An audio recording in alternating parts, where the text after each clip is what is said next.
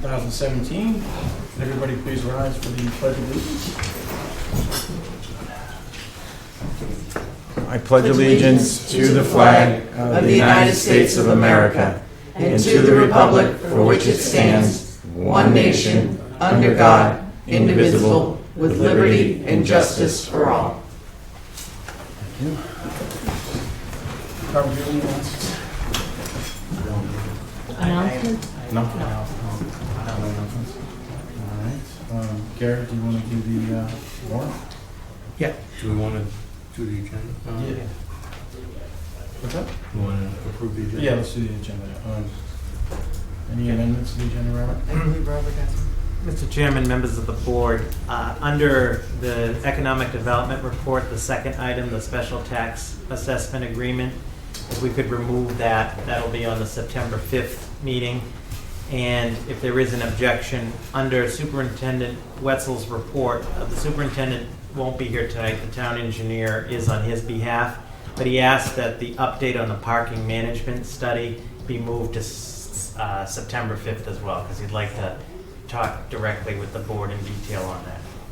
Okay. So those are the only two removals, if you will. Make a motion to approve the agenda as amended. Seconded. All in favor? Aye. Aye. Agenda is approved. Garrett, you do the warrant? Yep. Summary of warrants for the last few weeks.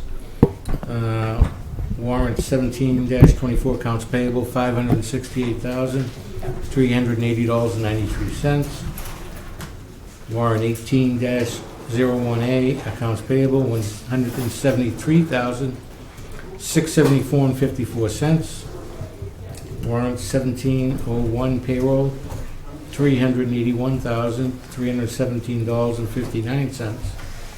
Accounts payable 18-1 $3,114,193.61. And 18-2 payroll $336,849.25. And 18-02 account payable $1,829,931.44. These were all warrants signed on behalf of the Board of Selectmen by me. All right, thank you. Anybody here for public input? Mr. Chairman, there are a bunch of other people, so I'm willing to put it towards the town administrator's report. Okay. We had talked last fall after voting about having a marijuana bylaw or some type of overlay district. Mm-hmm. And I haven't seen anything noted that we're working on it, so I wondered if you could give an update. Yeah, it hasn't worked on. I think we were all waiting for the final recommendations and for it to be passed by the House of Representatives, which we haven't met since then. So I believe they've finally come up with their bylaws, so we're going to discuss later on. Yeah, I believe there's some info in the packet. Yeah, exactly. Yeah. So we'll be discussing that later on in the Roberts report. Thank you. Don? Yep. You want me to come up or do you stand? No, please come up. Okay. If you don't mind. Just Yeah. And Don, if you could just state your full name and Yeah. address, please. My name is Don Osmer. I live at 1 Mulberry Circle in Ayer. I think I get speaking fees if I come again, though. You may be part of the board pretty soon. So we discussed in, I think it was in May, the issues around Nasoya foods and the odors that they cause during production. And, you know, I went to the Board of Health that month and spoke at that point. Members of Nasoya were there. And the Board of Health has been great. I mean, they've had people out visiting the site on their days off or time off or personal time. This problem has eaten up just a ton of everyone's time. Since May, or I'll even give you, it's 5/17 is the date, 7/17, 8/4, 8/5, 8/10, 8/11, 8/12. This continues, and there are times, and there are people, Board of Health people that have been out there where you can't even breathe. I mean, this hurts to breathe at times. It's so bad. It seems like it's getting worse recently, so I'm not sure what's going on. I'm not sure where the town goes with this. At this point, I think for me, everything's on the table from what we're going to do individually as a household to take action. But we heard during the Board of Health meeting this gentleman Tom saying, "Hold us accountable." Right? Hold us accountable for these things. I'm asking the board, Mr. Chairman, and board members, hold them accountable. It's time. Okay, this is enough. I'm sorry, go ahead, Gary, hand up. Don, yeah, I know you're getting to be familiar. How long have you lived there? We've lived there, I think this is 13 years. And has the smell been there for 13 years? It's been going on for a long time. Which is totally unacceptable. And I mean, it's at it a was point worse now. previous. but- I mean, and I'm not anti-business or anything, and I'm definitely not anti-resident, but this is getting ridiculous. You know, you shouldn't have to deal with this day in and day out, and it's a health issue. So I hope we can get this rectified someplace, or move out of town. Well, not you. I mean, I report things to the Board of Health, as you know. I mean, Yeah. again, the Board of Health members come out. I report to the DEP each time that this has happened. We've seen an order of consent in the past. Which has been lifted by the DEP. Right. The DEP is useless, I'm sorry. I'll be blunt with that in terms of this. So another example is last week I sent an email to the Board of Health saying, here we go again, and this is the date and time of the odor, and they did get a response from the company saying that they had a power outage in their wastewater plant. So again, I've said this before, I'll say it again. It's excuse, it's reason, it's every single time. I know there's a hotline that was set up. I'm supposed to call and tell them when they're breaking the law and when it's stinking up my neighborhood, and they're going to come take action. I get it. I don't know how they work there with this odor, because it's bad. It's just to go on this, a few Fridays ago, I came home and it stunk, and I was furious. So I went over there, and it was horrible right at the end of Mulberry, right in front of Contagna, that whole little pocket there, Nemco. You get over to the factory, you can't smell it as much. It's kind of bizarre. And then I drove around back, and you kind of had to be in a certain spot and it really hit you. So it kind of, but there was, I mean, to their credit, there was people pulling in left and right. The guy told me he'd come live in Lancaster or something, and he was called, and so the town had complained. Right. But that doesn't really help the residents that get it. I was unfortunate to get it last summer when people from Littleton were calling to complain. It was so bad, and the wind was blowing that way, if you recall. It was really bad. It has been 1,000 times better than it was 2 or 3 years ago. There's no question about that. It was every day. But it feels like every Friday night lately, or over the weekend. It smells right now, actually. Coming out of Nemco Way, it did not smell pleasant passing that little stretch of road there before you got to New England Way. Yeah. And I don't know if there are other residents that came tonight, but certainly, I'm hoping that the board takes some serious action. I mean, it's time for consequences beyond just a letter to the team, to them. Something that holds them seriously accountable for their actions. We are their neighbors, and again, for us personally, my family, we're putting every option on the table at this point to take action ourselves. We're hoping that the town does the same thing. That's it. Is there anything we can do, aside from normal stuff? Is there? Mr. Chairman, members of the board, to your question, Selectman Luca, the problem has, and you, Don, illustrated, has increased, in my opinion, in frequency and potency, and I have received a lot of complaints, and I personally have gone down there myself to verify those complaints.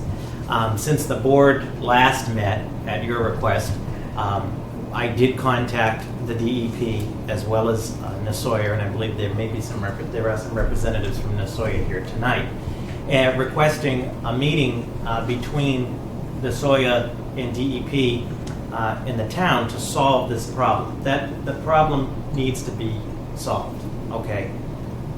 we have all of the data. The Board of Health has done a fabulous job documenting that, and we have documented all of that. The DEP, I asked them about the previous consent order. The previous consent order was for the previous owners of Vitasoy. It was lifted when Nasoya took over. I have, at the request of this board, and I know the board is aware of this, have asked the DEP to reconsider a consent order. The board is also aware, and it's for public record, that Nasoya has provided an update on some of the things they've been doing to date. I had follow-up questions both to Nasoya and to the DEP about that, and specifically the main theme is a timeline for resolution. Additionally, at the authorization of the Board of Selectmen, we have engaged town council on the matter, which has been briefed on it as well. As the board knows, with your discretion, the town, through town council, can also take action as well. Finally, and Nasoya mentions this in their update, as the board is aware, at the request of the DPW superintendent to you, we recently increased some of the wastewater capacity for Nasoya in an attempt to address the wastewater issues. But that's where it is at today, but the issue needs to get resolved because it hasn't been resolved. And as you know, Mr. Chairman, you know, everybody knows, the complaints just continue, and it's a quality of life issue for these neighbors. Where is this odor coming from? What's causing the odor? That's an engineering question. Hello everyone, my name is Edwin. I work for Nasoya, engineering project manager. I'm here. Come on us. So I'm here on behalf of my company, myself and Tom Berry. So the odor generation comes from our treatment facility, our wastewater treatment plant. Our system is a biological treatment system. So basically we use a live organisms to eat the solids on our wastewater stream, and they eat the solids in order to be in compliance with the TSS, BOD, and COD that we discharge to the town. So that process works out pretty good. So we've been in compliance with the town on the water discharge for many years and months. That hasn't been an issue. So the issue that we all are aware of is the H2S production, the smell, the hydrogen sulfide that the neighborhood experienced from time to time. So we've been, after we last met on the Board of Health, so we proposed a list of items that we were going to work on, including the enhancement of our current equipment plus installation of other things. So we have up to date completed those enhancements. That's why I believe some of you may agree that this last month it's been a little bit better than previous years and before, but we are committed to fix this. So we definitely are committed to do whatever it takes to get this fixed, and doesn't matter the investment or whatever we have to do to accomplish this task. We're now moving forward with the installation of more equipment to clean the air before it's been put out to the atmosphere. Part of, I'm sorry. No, go ahead, finish. Go ahead. That was included on the latest update to the Board of Health. We said we were going to install a third scrubbing system, and now that was presented not too long ago, I believe, to you, Robert. So I reinforced that we are now moving forward with that installation. So we also performed some enhancement on the current scrubber, so we have 2 scrubbers to keep moving forward, helping the system to get a better performance. Other items that we believe it's at this point is necessary is to bring outside consultants. So we're trying to bring fresh eyes to the issues, to the problem, and see what they could see that we're not seeing. Because like you said, the latest events, we go out, we get the complaint, we go out looking for the issues, and we can find them. And I know that the town and the neighbors, they are suffering from these from these odors. But like you said, every Friday seems to be when things are happening, and maybe we're missing something, but we're committed to get this fixed. And we're bringing outside resources to get this accomplished. I actually requested a list of recommended contractors from the DEP so we could work with people who has dealt with this before and with good experience and references. We're going to be moving forward with those, scheduling meeting this week and next week. And then I will provide the updates on whatever come up out of those meetings. But we're taking actions, and we haven't stopped fixing and moving forward to mitigate these issues. Okay. Just to add, over the winter, it was, and Robert, you can probably tell because I was documenting with you, every evening, what was it, between 6 and 9 o'clock? It was almost continuous. It was, at Nemco Way when I was getting home from work. Yes. I can smell it. It doesn't make it down to our neighborhood, but the entry in Nemco Way, it was, you could set your watch by it. It seems to be the case now. I know usually when I hear from Dawn, it's late afternoon, or when I drive through it, it's the same time frame. So during that winter period, we had the installation of a new process line, something totally new for us and totally new for the industry, the tofu industry. This is a custom-made machinery that came from Japan, and the machine was using and wasting too much calcium sulfate. We were not aware of that consumption until we got hit with the problem. So that we were not counting on that until we faced that issue, and I believe that was part of the items that we said we were going to fix back in the last meeting that we had with the Board of Health, and we did. So we started doing collection of the calcium sulfate, and not even sending it through the treatment system, but sending that excess calcium to outside holding tanks and get it disposed and out of the company. We requested the increment the wastewater discharge permit because that also helps at some point helps the neighborhood, and this is how. Normally when we have to hold water away, we use tankers. Those tankers come from far away. We used a wastewater treatment facility in Veolia, Cranston, Rhode Island. And those trucks could be sitting on traffic for hours. So that truck it's dirty inside. They come to our facility, and in order to get the water in, the air inside the truck has to go out. So what we did, we extended the scrubbing system to the trucks so we could clean the air that is leaving the trucks. But if we had to use trucks with more frequency, that means that we are being exposed to put that odor out to the neighbor. And that's why we wanted to stop that excess loading and increase the discharge permit so we don't have to use that many trucks to hold the water away. I don't know, Janice and then Robert. First of all, I want to thank you for constantly documenting this, making the phone calls, because that is, as you know, ever so important. And I thank you for being here. But I got to tell you, some of what you've said is deja vu. This has been a historical problem when it was Vitasoy. Now it's with you guys.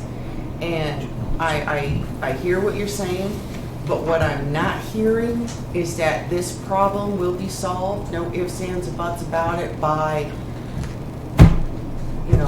the noon hour or whatever. And none of us are hearing that. So we appreciate the fact that, we all know things fail.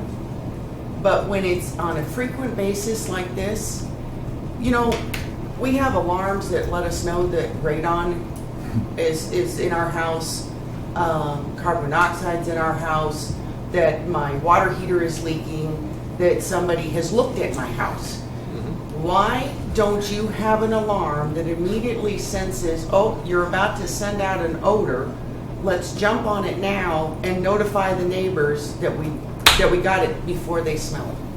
We have so much technology that it's getting a little hard to grasp that this is such an ongoing issue. As you know, this is a quality of life issue. These people can't even enjoy going outside their homes. this isn't winter where they're snowed in by 6, 7, 8 feet of snow where they can't go out. This is, they have the ability to go out, but they're basically being held prisoner. And this has to stop. So again, I appreciate the fact that, you know, problems arise, and we all know that, but this has gotten extremely old, and I personally, and I'm sure there's many other in this room who would like the same, would like to know that by 4 p.m. on Thursday, it will never be an issue again. So, when's it going to get fixed? Because, again, a lot of what's been said is deja vu. We've all heard it, and I think everyone's been very, very patient. But there comes a point where enough is enough. May I join? I'm Tom Perry, the Chief Operating Officer. Yes, please. If I could I'll grab a chair up here and join you guys. I understand. I was with Finest Wood before they moved off Finest Soy, so I've met Don, unfortunately, way too many times. Nice guy, unfortunately, way too many times. I tell you, every time we come here, we really think we have it fixed. We put the wastewater treatment plan in. We talked to folks at DEP and various other places that approved our wastewater treatment plan. We thought that was the answer. We have engineer consultants that we consult on everything we do to make sure we're addressing any possible thing that could go wrong. So we honestly think every time we do something, we're correcting the problem. That's why this time we're bringing other consultants. We've got our engineering consultant, we're bringing in wastewater treatment consultant and air quality consultants as well. They'll look at all the problems from all the flares with new eyes to hopefully see something that we're missing. There's nobody else we can talk to. We've talked to everybody we can, and has approved everything we've done, agreed with our actions, outside companies that we pay to do that. All I can do is assure you, I feel bad for everybody, and I feel bad for everybody here because I would not want to go through it either. But I can assure you that not a penny has been denied to take care of this problem, and we're doing everything we possibly can to address it. He's a technical guy, I'm not a technical guy, so he'll answer your technical questions, but all I can do is tell you from the top levels, all the way from here to Korea, our parent company, everybody's aware of it. We have engineers coming in from Korea constantly, engineers coming from our other facilities in the United States to address it, and everybody's looking at it. So now we're going to bring in fresh eyes, again, new fresh eyes to try to see what is going on and what we're missing. We did not develop the system. It was developed by professional engineers that specialize in wastewater treatment plants. So we're following their lead and doing the best we can. We hope that this next round, when the numbers put together, will address it. We will find the problems. I wish I could guarantee it would be done this Friday. So you mentioned that, you know, that there's obviously other companies in the country that do the same thing you do. Lots of them. So do they have this same similar problem? I am not sure about other companies in the United States with the tofu process, the tofu manufacturing process. This is something kind of unique in the United States. I believe I can count probably 3, but I'm not familiar with those companies. I know that they do experience similar issues in other countries. Myself, I visited Korea and Japan, and I know that the treatment system, you get close to it and you can tell that you are over there. As a matter of fact, I think the Fullerton plant, we have a plant in Fullerton, California, that has odor issues worse than ours, but their benefit, they're in the industrial area, so everybody expects that, but we're not. So we have to have an extra, much higher level of odor. Yes. In regards of the technology, yes, there are technology specifically designed to detect specific issues, specific odors. So we do have what we call H2S sensors. Hydrogen sulfide, which is the kind of smell that sometimes we get as a rotten eggs. Those sensors, they are up to date, calibrated, but we believe that we should probably install more sensors in different places to make sure that we capture everything around the plant. The sensors that we have, there are multiple times where we don't get anything on display, and then we get the complaint from the town. That's why we go crazy looking That's what for. happened a few weeks ago when I was over there. Looking for the issue. And I agree. I couldn't smell. I think I sent the message to Robert. I couldn't smell a thing until I went all the way back around back of the building, and then it just kind of in one spot just hit you. Yes, part of the issues, like I mentioned at the beginning, is that this system is alive. It's a biological treatment system that where we have bacteria dying or sick or growing. That's when things and the chemistry balance changes, and that's when we get into issues. But like I said at the beginning, we're fully committed to keep working with other people, which we believe might bring something new to the table, and as well as getting this insurance with the third scrubbing system. So the third scrubber will help us to increase the capacity by, I would say, probably 80% of cleaning the air that's leaving our treatment plant. I don't want to belabor the whole scientific part of it, but if a water main breaks and we get a complaint, they shut down the water main. What do you do? Do you shut down process when the smell complaints come in, or is it just full steam ahead? We hope to fix the smell, but we're going to make product. I wish I could explain the layout on an easy way. It's a little bit complicated, but if we actually stop the system when we get a smell, we could make it worse. Okay. Because it's a progressive flow system. So basically, our wastewater goes through the drains, goes to a bunch of filters and components just to clean it, balance pH, and do all that, and then gets into our bioreactors. Our bioreactors are the ones with the microorganisms that eats the solids and then goes outside. Yeah, way over our heads. I understand. Well, then if you shut it off, it makes it worse. I understand. Exactly. So if we have let's say a poison or something's happening with the biology, and we don't keep it flowing, we're gonna contain it. That makes it worse. So it's gonna keep dying. They're gonna keep generating more H2S and issues to the town. Okay. Tom? Sorry, do you have any other question? You know, I once heard the saying, and I think it's completely true in this case, hope is not a strategy. It's just not. I hope it gets better. And I hope I win the lottery. It's not, you know. The reality is, you can, all of the technical stuff is great, and you can keep trying and you can keep throwing money at it. At some point, you have to say, we've got to shut this down completely, or members of the board, you've got to say it, and say, enough. Until you can fix this problem, you're not doing business here. It's reached that point. I mean, I know you're committed to fixing the issue. I get it, but I've heard that more, deja vu. I've heard it again and again and again and again. We're switching something out, we're changing something, and the next time the odor happens, we lost power and wastewater. We this happened, that happened, that happened. And the only people that are really suffering here are the neighbors. That's it. I mean, we hope it's fixed. We hope it's fixed by this date. Great. Between now and that date, you could drive down that road any day and smell the odor. Now. You could drive down there now and smell the odor. So, you know, I'm sure you're great guys, but from my standpoint, this is unbelievable that we haven't fixed this issue, or you haven't fixed this issue. And I struggle even more, and I'm to the point where the board has to do something at this point. Please, okay? Please do something, because it's not going to change. Nothing ever changes till it hurts. And that's the truth. Until it hurts, it's not going to change. Robert, you're right. Yeah.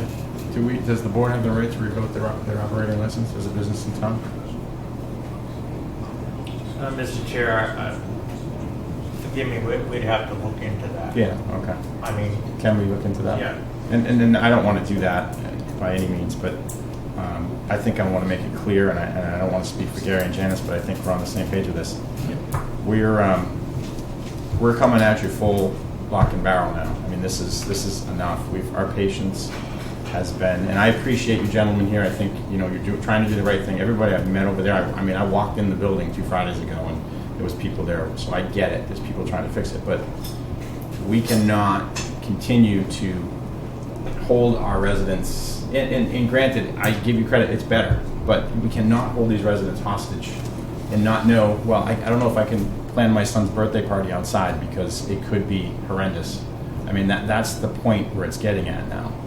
And that's just not fair. And I know Nasoya's, you know, a very wealthy company, and that's where it frustrates me, because I mean, if we have to turn the media attention on this, I don't know if it's a publicly traded company, but I mean, we will stop at nothing to make sure that you are in compliance.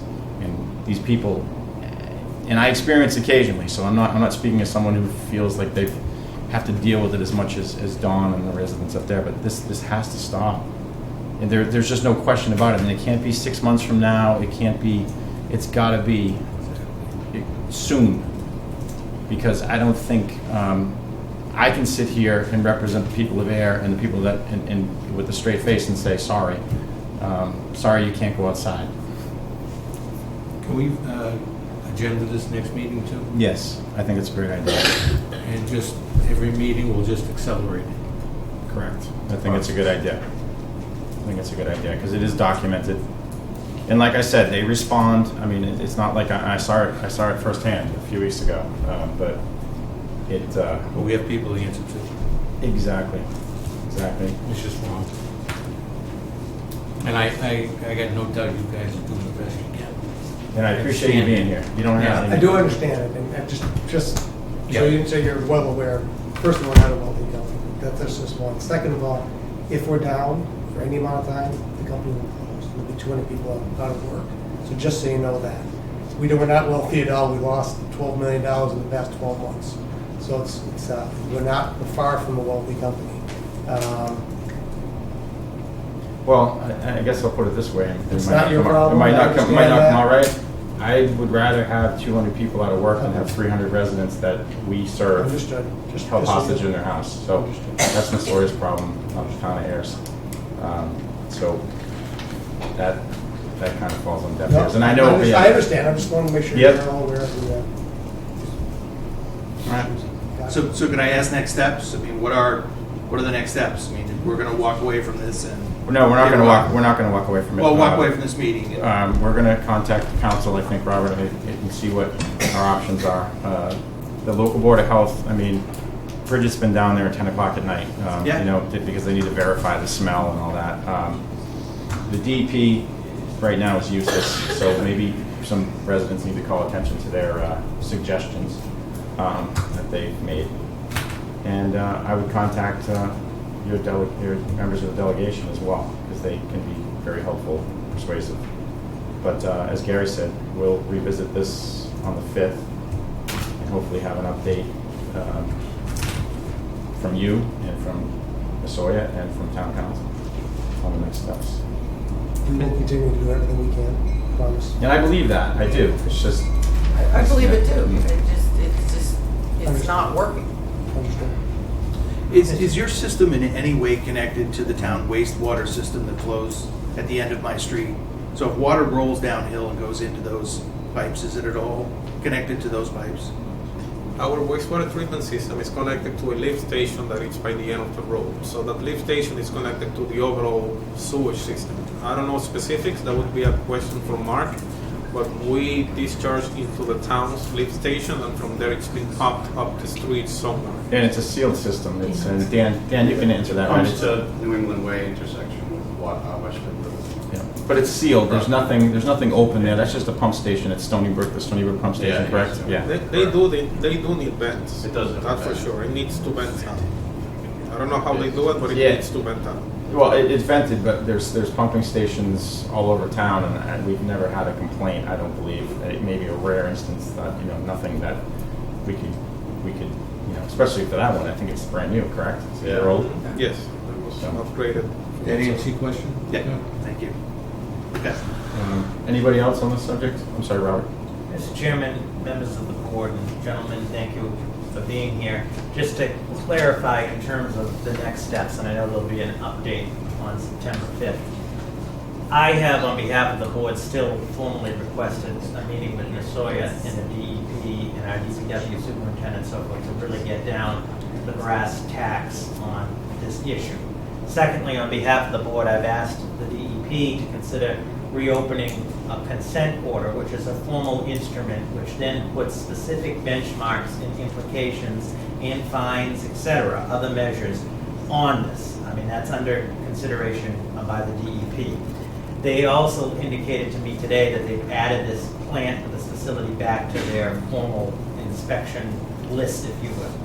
Additionally, per the board, since last time, as I mentioned earlier, Our town council has been engaged in this and has been briefed on the issue and will be presenting shortly advice to the Board of Selectmen on legal options if it gets to that on the local level. So the board is correct that they take it very seriously. And Mr. Chairman, if I may, just to three last quick points. One is, and you gentlemen, I believe, were on the email from the DEP. In addition to the wastewater piece, the DEP mentions that there are other potential sources for that odor, such as housekeeping issues back at the loading dock. You mentioned some of the trucks and so forth. And some of us who've been down there when there's complaints, there's been material there in trucks and so forth. And I see in the thing that Mr. Middleton sent to the board that you're planning to reinforce your preventative maintenance program. Is that part of your plan as well? In other words, one of my concerns is that in addition to the wastewater piece, the DEP is citing that the other sources. It's imperative that the entire thing be looked at. Is that being looked at?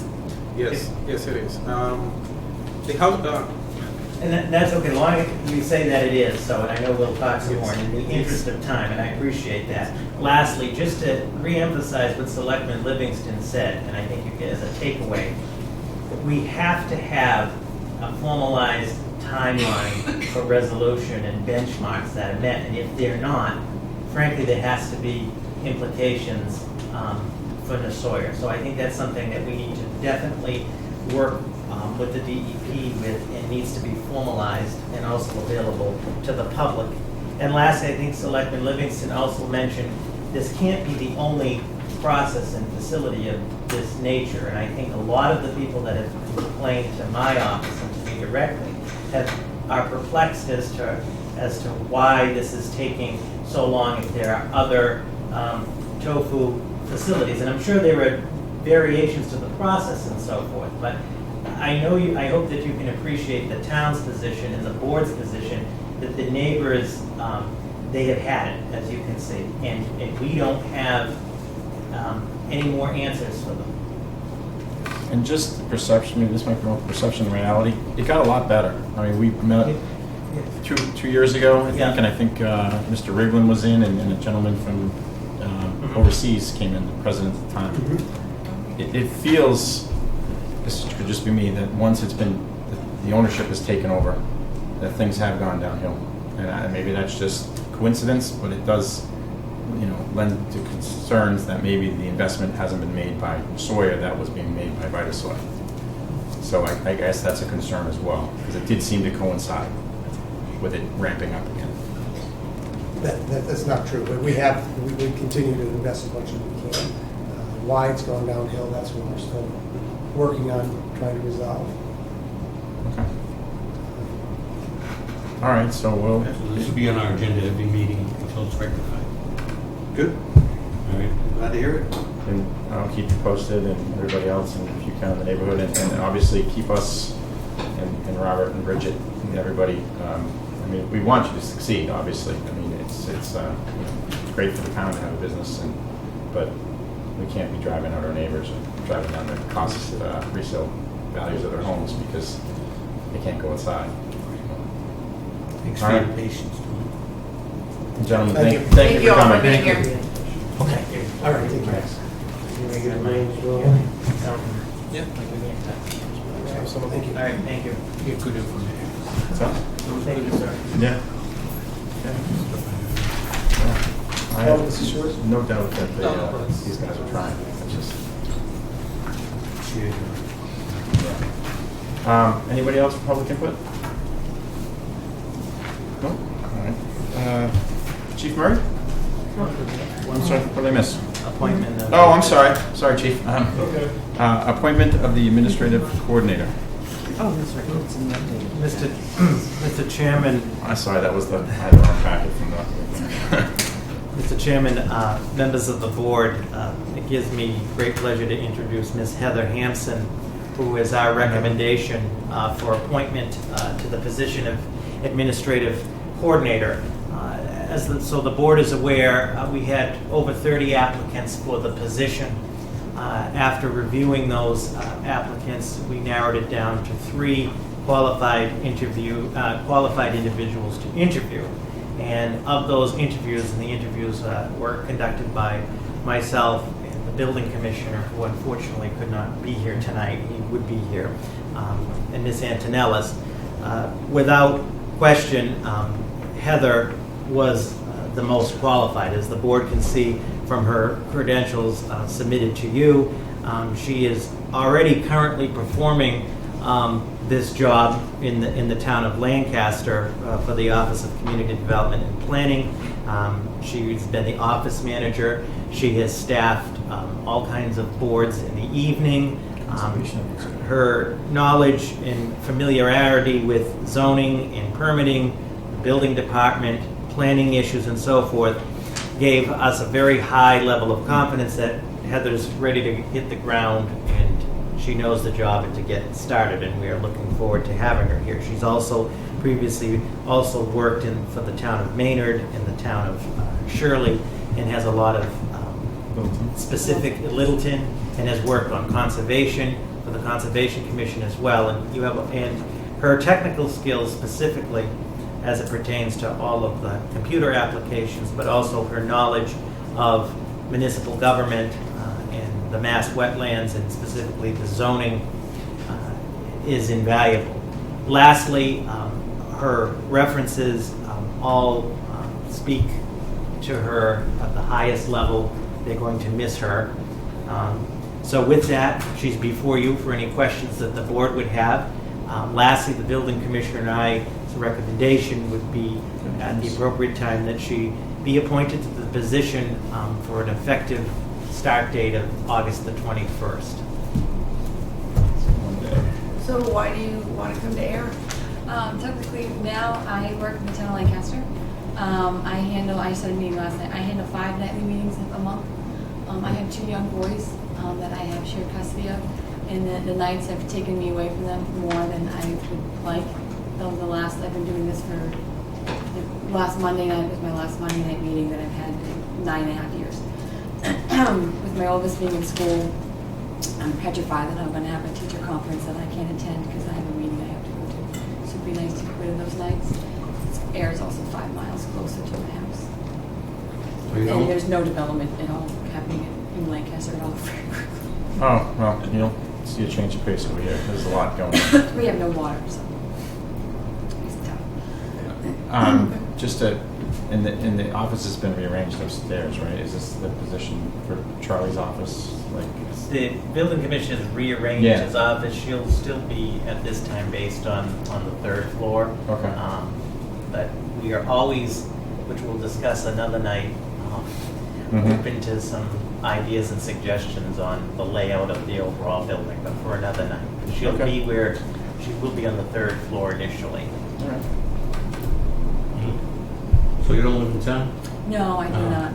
Sorry, can't work ZBA. I like CTA. I make a habit to not work in the town I lived in. I made that Yeah, mistake. no, I Surely. don't blame you. And I was only 6 hours there, so it wasn't. I made that mistake, yeah.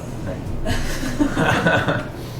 Well, your credentials are impeccable, and Thank you. Mr. Chair, I want to make a motion that we appoint Heather Hanson to the position, what's it exactly called? Administrative Coordinator, Town of Ayer, effective the 21st? The eclipse day? Oh. Eclipse. Isn't the clips coming? Yeah. Oh. Some people have asked for it to be moved to a weekend. No, I'm seriously, that's the first time I've been busy. Don't look at it. Okay. Seconded. All in favor? Aye. Aye. Aye. Welcome aboard. Welcome aboard. We're quirky, but we're fun. Especially up on the 3rd floor. Some are a little Thank you quirkier very than much. others. Yeah, I was serious about the clips. Is really an eclipse coming? I was going to say you should bring a headset with We'll see you on Monday. We make it work. Chief. I have the original packet. Sorry to keep you waiting. No problem. Good evening, everybody. Good evening. How you doing? I'd like to introduce Elizabeth Goldsmith to everybody. How are you? Take a seat. And I'm here tonight to ask that the board appoint Elizabeth to our open part-time dispatch position. Elizabeth is no stranger to the dispatch. She's been doing this since 2012. She's extremely well qualified. She knows our software, our internal software, as well as all the protocols, all of the dispatch, all of the EMD stuff. So it'd be a quick transition for her, just a few days training to get to know how we do things and our policies. But she's spoken very highly of by both chiefs and Shirley, where she currently works. So I think she'd be a great catch for our part-time dispatch position, working Saturdays and Sundays. And I'd like to have this made effective immediately. And Chief, your software's changing, right? Is it being upgraded? I know. 911 is changing. Yeah, They're coming out with a new version, better, more updated version, better mapping really is all it is. There was a hope that it would bring cell phone directly to PDs. That would be great. That's still going to be transferred through state police. But it does have a lot of other benefits to it that are going to enhance things. So we're going on that. October 3rd is our change. You're not being forced into this or anything. No, sir, I am not. Only by me. Willing. Well, I see those guys behind you. Yeah. Yeah. Why are they really here? They're back up. They're just back up. They're back up. Well, it's always nice to see the support. Yeah. Absolutely. Make a motion. To approve Elizabeth Goldsmith as part-time dispatcher of the town of Ayer effective immediately. Seconded. All in favor? Aye. Aye. Thanks, Welcome aboard. Thank you very much. Thanks. Just get the Thank you. Good luck. They're a handful. Absolutely. Thank you. Pleasure. And then the other appointment tonight, folks, is a really quick one. Carlton Ford. He's currently reserve in Harvard. I just want to put him on as a special so he can work details for us. It's a standard thing we do with all area of town police officers. So moved. Seconded. All in favor? Aye. Thanks, everybody. All right, Have a great night. Thank you. Nice one.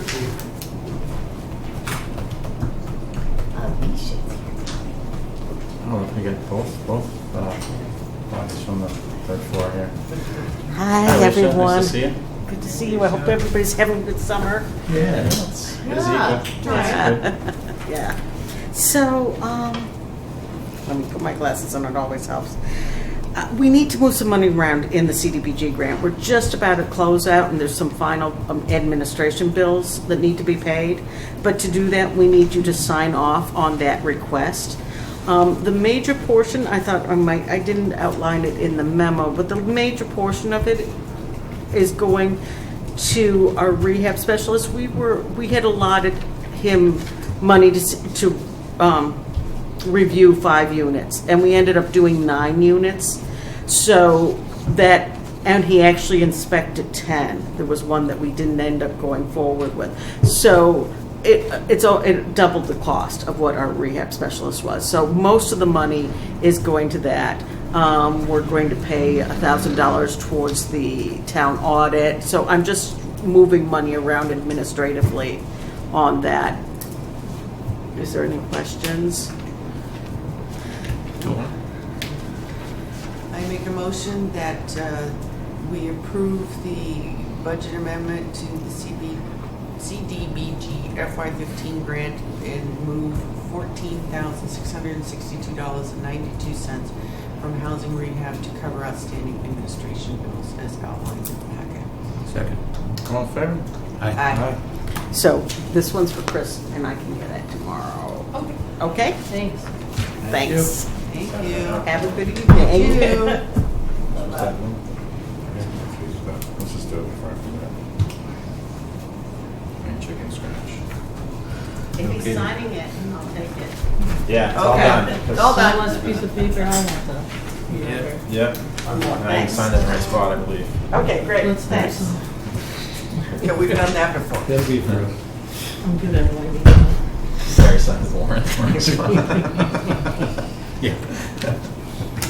Hi, Alan. Hi, Alan. Hi, Alan. Good evening, all. How are you? I'm well, thank you. Good. It's a pleasure to be before the Board of Selectmen this evening. Must want money. Yeah, really.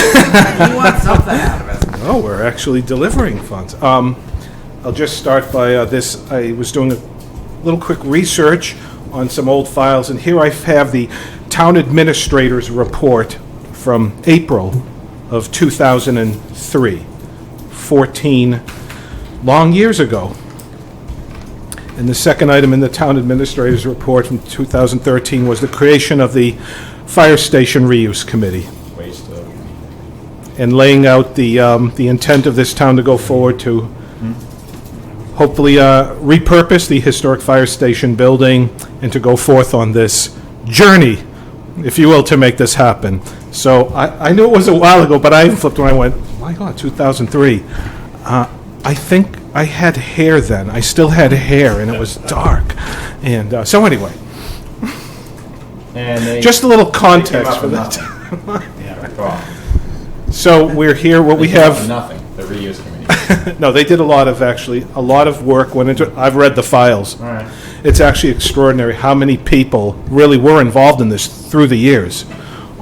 Staff, members of the select board, all through. So the good news tonight, though, is what I have here before me is a executed purchase and sales agreement signed this past Friday by Conrad Donnell of C. Donnell Homes Incorporated of Shirley, Mass.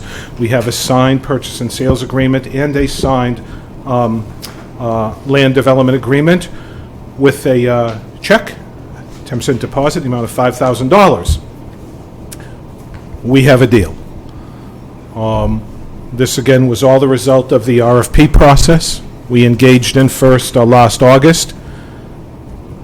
Didn't really hit it in that first round, but as we know in Ayer, we don't quit or give up. We just work harder. And so we did the Ayer thing. Of course, we reissued, and we had actually 3 great responses, and frankly, we would have had 4, but the 4th person made a mistake with the submission date and lost it. So anyway, all good. Good proposal, good local folks.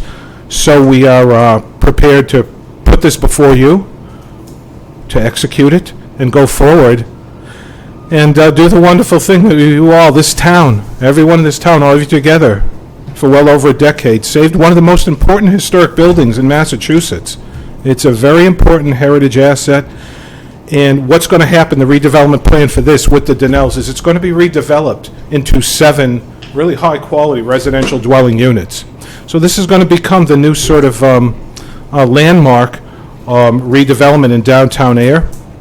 One of the units will be designated as low-moderate income. They've agreed to do that. Because the other thing that changed through this process, I will commend my own office, all of us. We did an excellent job setting up for a $750,000 grant, $750,000 grant through DHCD, a CDBG grant to go towards this. We were approved through the pre-application process. The funds were set aside, and we guys like me, by the way, love having stuff like this on our resumes, you know. So we were there all set and in, and the Donnells informed us last week. They've decided the grant isn't necessary for them to go forward with this. I'll just say this quickly about that. The Ayer residential housing market is so strong now, and only getting stronger. The numbers actually work for him to go forward, basically use his own funds and cash and financing. The grant is not necessary. This is a success story for the town of Ayer. The grants, those grants always have a little bit of... course, Yeah. and those of us in my profession love, they come up to folks and say, Alan, we hear you got some of that free federal money.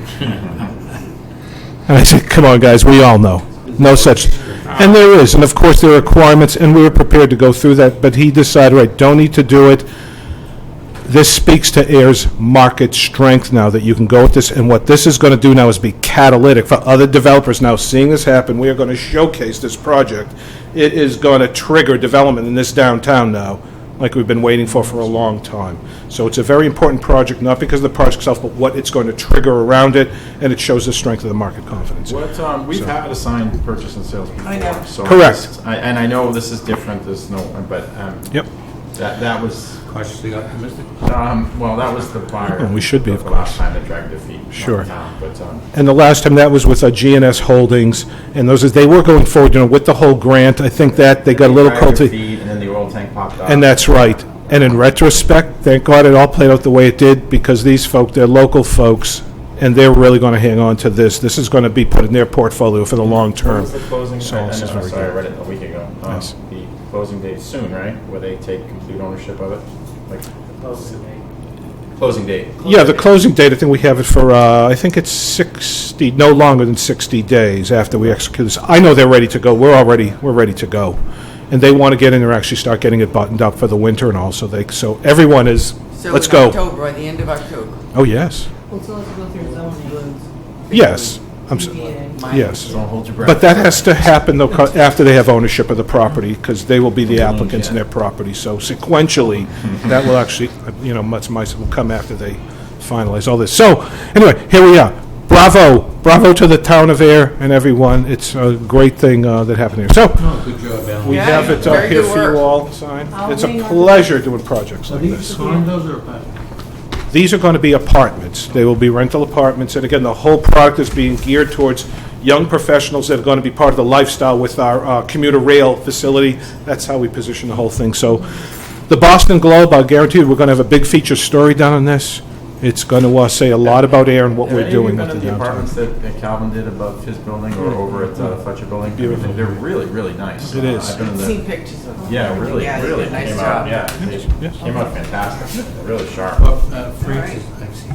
Yeah, those came out really nice. Bob Francis, right. Yeah. All these came out And the ones wonderful, that so here we are now Calvin did adding too to it. were And what's going to happen, folks, the big picture is the way you really bring a downtown economy back. It's about people living in the down, then you create what's called an 18-hour economy. And they're here, so this is, and I think what's exciting is there'll probably be a lot of really young, cool people, living this one downtown. And that's, MBTA station? there we go. Discuss That's later. right, our beautiful new park and everything. So all this you put, it's great stuff. So, right. there we are. Sounds Okay. great. Thank Yes, you very much. Very, very good. And we commend the Donnell family for coming through. And we'd like to actually put together, we're going to organize and conduct, we'd like to have a little celebratory party to actually recognize everyone that worked through the years, the committees, folks, and have it right there at the fire station, a little invitational. And by the way, we'll do that and let the Donnells know how much the community's behind them, and letting them know that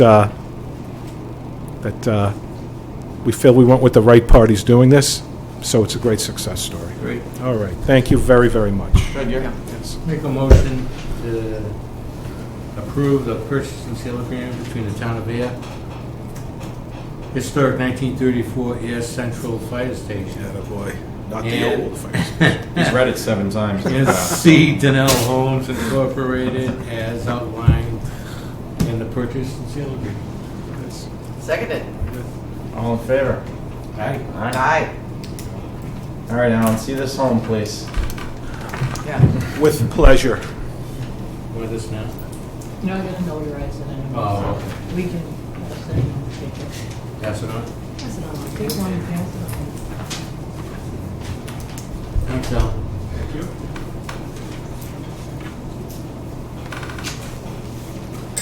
Hey, good evening, everyone. Good down. How we doing? Great. Mark couldn't be with us, so I'll be here with you tonight. That's I was gonna be okay. here anyways. That's all right. But a few items were more his, but I can take over for those. So the first item is the Central Avenue Heavy Commercial Vehicle Exclusion Study, and I put together a PowerPoint. So sorry, Chris, but you're gonna have to That's all right. Say hello to Gary. move over. Yeah. I can. Okay. Yeah. So yeah, you can go to the first slide. So the Central Ave Heavy Commercial Vehicle Exclusion Study. What we do is Mass DOT has requirements for how you conduct a heavy commercial vehicle exclusion study, and they're in section 1089 of the Massachusetts amendments to the manual MUTCD, Manual of Uniform Traffic Control Devices. So I followed that when conducting this study, and it requires us to obtain specific data, and I've listed most of it here.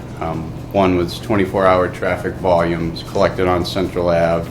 I also collected it on our proposed alternate route, which I'll show you, which is East Main to Sandy Pond Road. Physical characteristics of the streets: excluded street, which is Central Ave, and the alternate route, which is Sandy Pond Road and East Main Street. Zoning, types of buildings and property, proximity and distance added by the alternate route, and the traffic controls on streets. So this is the area that the study was done for, and you can see in the picture on the right, the excluded route is in red. That's Central Ave from Sandy Pond Road all the way to Columbia Street, and then the alternate route would be Sandy Pond Road through the Rotary, down East Main Street and Main Street to Columbia Street. We had traffic counts done at 4 locations, and you can see them on the left in the red dots. We had Central Ave west of Groton Harvard Road, and then Central Ave west of Sandy Pond Road. And then we had one on Sandy Pond Road and one on East Main Street. So you can go to the next. A summary of the heavy commercial vehicle data showed, this is kind of shown tabular form and graphically down below, but it's the same data. But on Central Ave westbound in both locations, there was 3.8% of the total traffic was heavy commercial vehicles. And then on the eastbound side, it was a little higher, 5.1 west of Groton Harvard Road and 5.4 west of Sandy Pond Road. And then East Main Street had high numbers, and Sandy Pond Road was 7.2 on the westbound side, 8.0 on the eastbound side. And you'll see my note down at the bottom. The heavy commercial vehicle percentage includes local traffic on Central Ave, so that wasn't accounted for, that wasn't taken out. So it could be biasing any through traffic as high because there are local businesses down there, which I get into later, that rely on commercial trucking. Physical characteristics, so just roadway classification. Look at my notes real quick. But Central Ave and Columbia Street, they're minor collectors, which you can see on the left, there's the legend. And then East Main Street is a minor arterial, Sandy Pond Road is a major collector, and the Rotary is a major arterial. If you go to the next slide, I have kind of the definitions here. And basically, as you go up this list here from the bottom, it becomes more of a major road. It services more vehicles. The speeds get higher. So Central Ave and Columbia Street are kind of just above a local road. They're minor collectors connecting local roads to major collectors. And then Sandy Pond Road's up another step. East Main Street and Main Street are minor arterials linking cities and towns. And the Rotary is a major arterial based on Mass DOT and federal highway classifications. So characteristics of Central Ave, it's approximately 1.1 total miles, including the Columbia Street stretch, because the heavy commercial vehicles would have to travel on that. Land uses are a mix of residential and business, and I highlighted traffic controls down below. Westbound, you have 2 stop signs and flashing yellow at Groton Harvard Road, and eastbound there's a stop at Sandy Pond Road. No, it's okay. We can go to the alternate route characteristics. It'd be the distance of the alternate route's approximately 1.3 total miles, so it's not too much more than the excluded route, which is 1.1. Land uses are a mix of residential and business as well, and the traffic controls shown are westbound and eastbound. You have the railroad crossing, which could cause potential for delays. And then westbound, you have a stop at the Rotary, and eastbound, you have a yield at the Rotary, and then also the stop eastbound on Sandy Pond Road. Zoning. So along Central Ave, there's light industrial, residence A2, general business, and downtown business. It's tough to see here, but the residence A2 is kind of east of Groton Harvard Road. And then general business is the green layer west of Groton Harvard Road. Light industrial is kind of that hatched layer down the east of Groton Harvard Road but south of Central Ave. And then there's also a little bit of downtown business zoning near Columbia Street. And then East Main Street and Sandy Pond Road, the alternate route, is similar. I won't go through where everything is, but it's also has general residence zoning there. So land uses and types of buildings. So on Central Ave, there's approximately 16 businesses. I did a drive out there to kind of get a feel for what type there was. And the list is here, but you can tell there's a few commercial trucking and warehouse. That's the Neshoba Valley Express Company, thanks. And they rely on commercial trucking. There's auto repair businesses, commercial business, building servicing for small businesses, moving and storage warehouse. So there's a few businesses down here that rely on commercial vehicles. So it's just something to keep in mind if you want to go to the next slide. There's approximately 40 residential properties present. This is on Central Ave. 12 are west of Groton Harvard Road and 28 east of Groton Harvard Road. And also, Flanagan Pond is located along the corridor, which I always see people out there fishing. So another thing considered in the study is the turning radius at Columbia Street. So I put this together a while ago.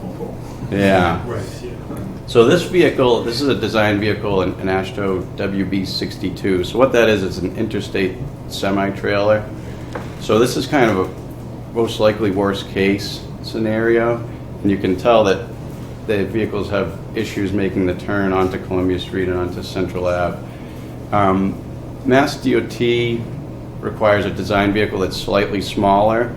So I didn't put a slide, but I did a vehicle that was a WB40, which is even smaller than the Mass DOT requirement, and it still has trouble making these turns, especially that right onto Central Ave, above in the picture. And then the next slide is the left on the Columbia is very dangerous too. Oh, yeah. Yeah, they have the wide distance, across the street there, kind of helps the turn, but yeah, you get pedestrians and you get, like tonight when there's a meeting, you always have cars parked, we have meeting up there on the red. So it's only a matter of time. Yeah, and these images are shown if the truck was to try to stay within its lane. That's how these turns are shown. So this is similar to, the same issues occurred even if I used a WB40 vehicle, which is kind of under-designed.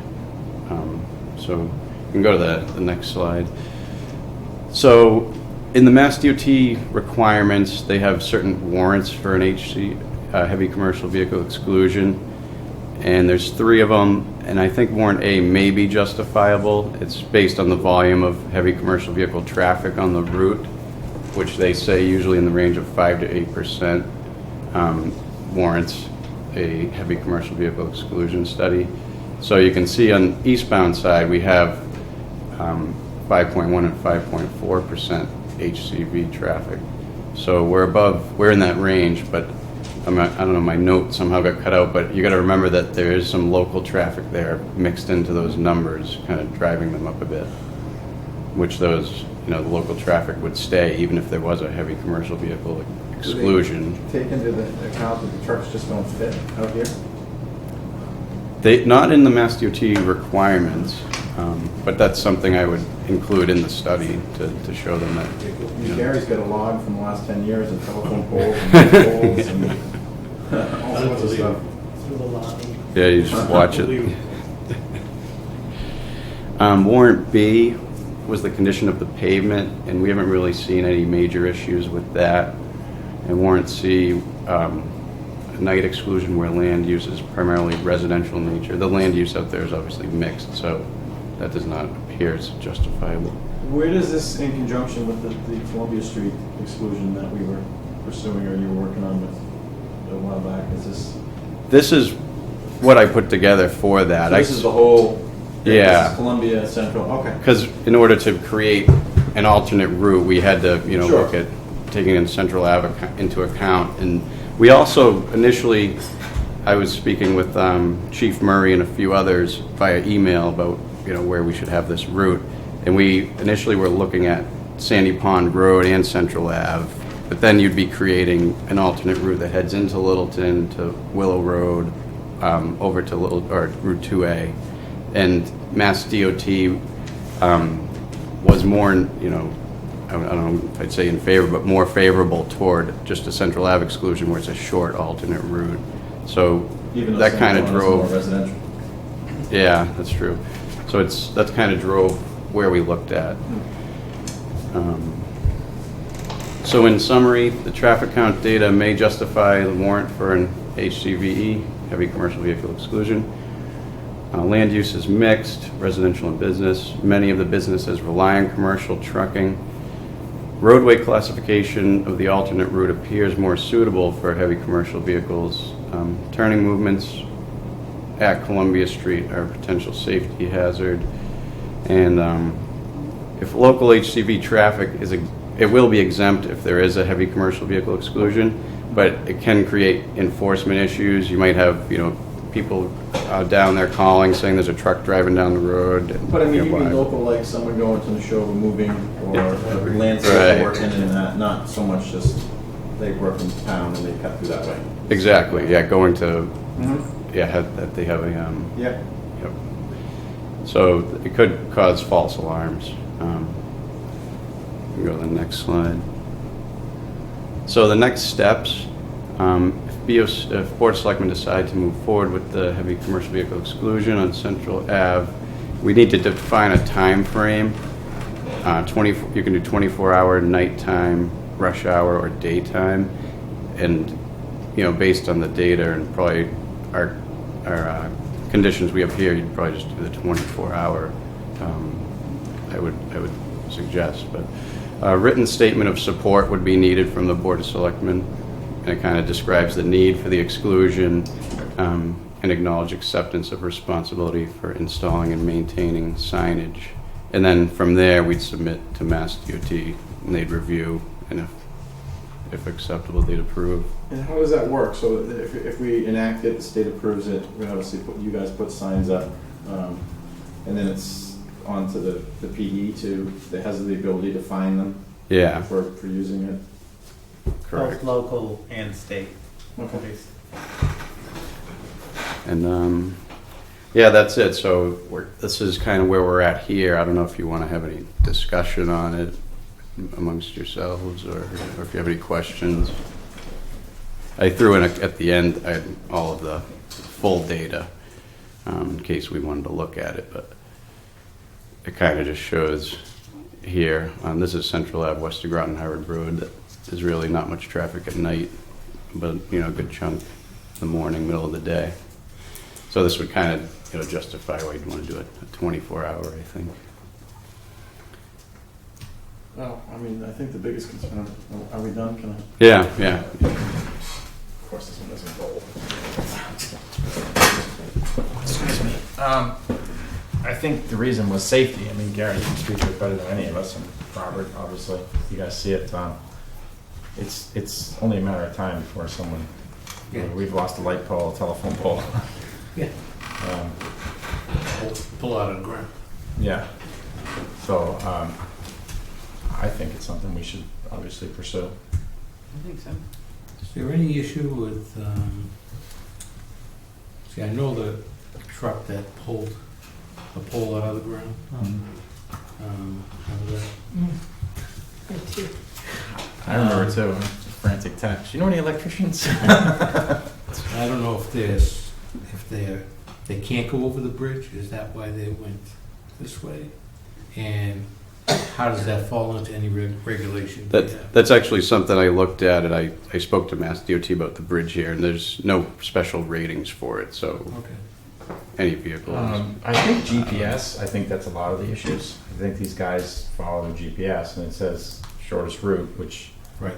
brings them down. Yeah. I know occasionally when they move stuff from rail, right, don't they have to come down this way, and it's a kind of a big deal, something large. And you may have noticed on Devon's, they put up some new signs on No the GPS, no yeah, GPS, and so forth. I mean, some of them have just been GPS directed routes. Yeah, I didn't notice that. Yeah, a lot of people go down to Jackson Street instead of Jackson Road. Mhm. Yeah, they're all over the place up there. GPS can be a blessing and a curse. Yes, it can. Mr. Chairman, Yes. first of all, Dan, through you, Dan, thank you for all of the work. I know Yeah, Dan you're put a welcome. lot of work into the study, and it's well done. And I think, as the town administrator, I think we can agree that it is an issue that I think warrants requesting the exclusion, because time and time again, sitting here in meetings, the trucks have gone up over the sidewalk. They've taken out multiple light poles. They took out your power, and also it is a step in the direction. The issue of truck traffic is a perennial problem, as this board has discussed throughout the town. And in some instances, our hands are somewhat tied, unfortunately, like on Sandy Pond Road and so forth, which is a huge issue. We've been hearing a lot on that. I believe that this is a step in the right direction, because the local businesses will still have access for the deliveries and so forth. Right. And so again, as Dan said, we would respectfully need a motion to request to move forward, and I would do a letter on behalf of the board of support for the study. Would you post it way up on, let's say someone taking a right onto Willow Road to Sandy Pond Road, would you post it up that way, truck exclusion at Central Ave? I'm just saying you may deter more traffic, just, Yeah, you would post it ahead of time on Westford Road to Okay. indicate that, traffic can. Yeah, so you would probably post, yeah. I would assume would help Sandy Pond as well, in the beach area, if you were to post it down there. True. For It may help. out-of-town traffic. Yeah. Has that turn helped at all since they redid Willow? When they Coming out of Westford Road? Yes, yeah, where DPW took that corner back. Yeah, it's been much better. Okay. And the traffic signs have helped a lot too, actually, the speed signs. The lights are fine. Huh? Yeah, and the lights are working. All right, so we need a motion to Oh, I'm sorry, go ahead. make a motion to approve the plan for Central Avenue heavy commercial vehicle exclusion to be presented at the Mass DOT. Do you want to state the 24-hour period or 2 days? For 24-hour period. Okay. 365 days a year. 24/7. 24/7. Seconded. All in favor? Aye. Aye. Okay. Good luck with that. All right, thanks. We'll get that in. All right, the next item, Ayer Solar East landfill lease.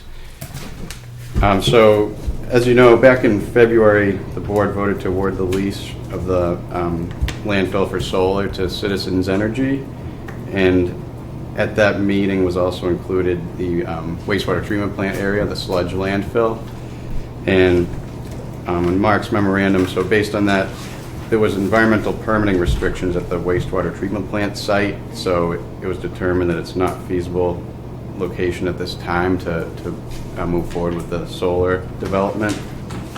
But the municipal landfill at Groton Harvard Road is a good location, and so that's what Ayer Solar East is called, is the municipal landfill. West was the wastewater treatment plant sludge landfill area.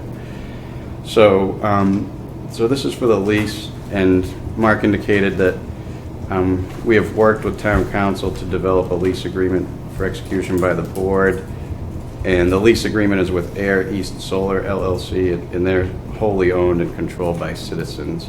And the lease payment will be based on watts of AC power generated. The project as designed generates 0.975 megawatts DC, and that calculates out to about $26,000 per year that the town would be receiving. And That's it, huh? Well, Plus tax Chair, payments. In addition to that would be the taxation from the assessors on the panels themselves. And it should be decent. No, I just. Yeah, but you would think it'd be more than that. Yeah, because I have a feeling they're making a lot more than that. But do we benefit from any of that power? No, that's all being sold. And Yeah, we're not. okay.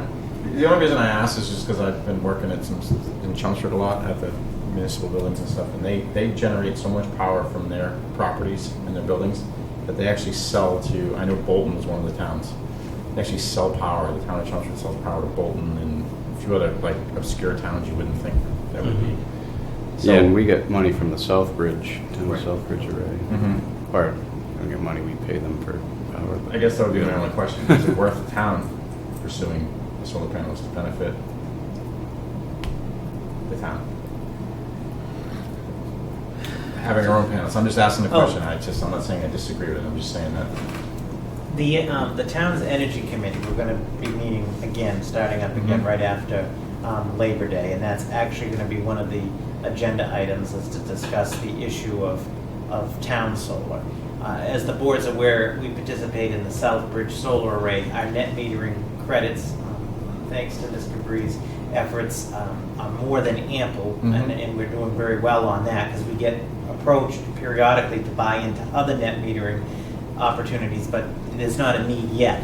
But the question is about town solar and obviously locations for that, so we are going to discuss that. I believe that the superintendent and the energy committee on this for the capped landfill is an ideal use for that land. And Oh, I agree. yeah, I agree. and I understand what you absolutely wish it was more money, of course, but that's the formula it's based on. But keep in mind it's the 26,000 plus the taxation of the array, if you will. And the array is just taxed at a regular commercial land rate. Would that be? I think so. Think so. Yeah, Right. we can get that So- information. Maybe another $8,000 a year, probably. So maybe probably. Might be, more than that. Yeah. And as the board's aware too, it went out to RFP through the bidding No, I'm process. aware. I'm not saying it's a bad agreement. I know initially I said wow, and then I guess it coincided with me being over there and seeing the panels on every school building, in low profile, and him telling the DPW director telling me that how much power they generate is amazing. That they power all their buildings and then sell stuff to other communities. I just don't want to sign off on this and then find out that we could be benefiting as a town a lot more than $26,000 a year. That's all. It's just. Well, I think that there are multiple opportunities which we'll come back to, and including talking to Dr. Malone up at the schools on the roofs like you're mentioning. Yeah, and I mentioned that to them, and then it was kind of a lukewarm response. But Well, I sent pictures and I yeah. told them to speak with the But people at since then- Chelmsford who were more than willing to speak. The good news is, since then, per this board, they are going to get into the Green Community Program, and there's solar opportunities there.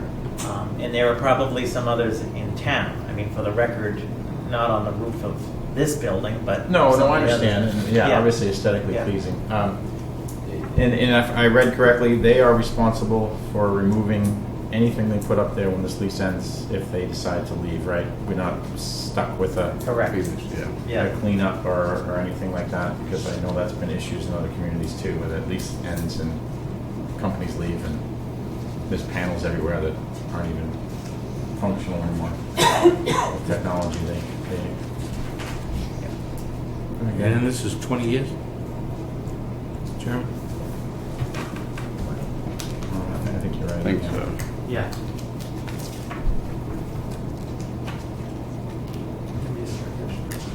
Yeah. And it goes up, there's like an increase, what was it, one something? 20th anniversary.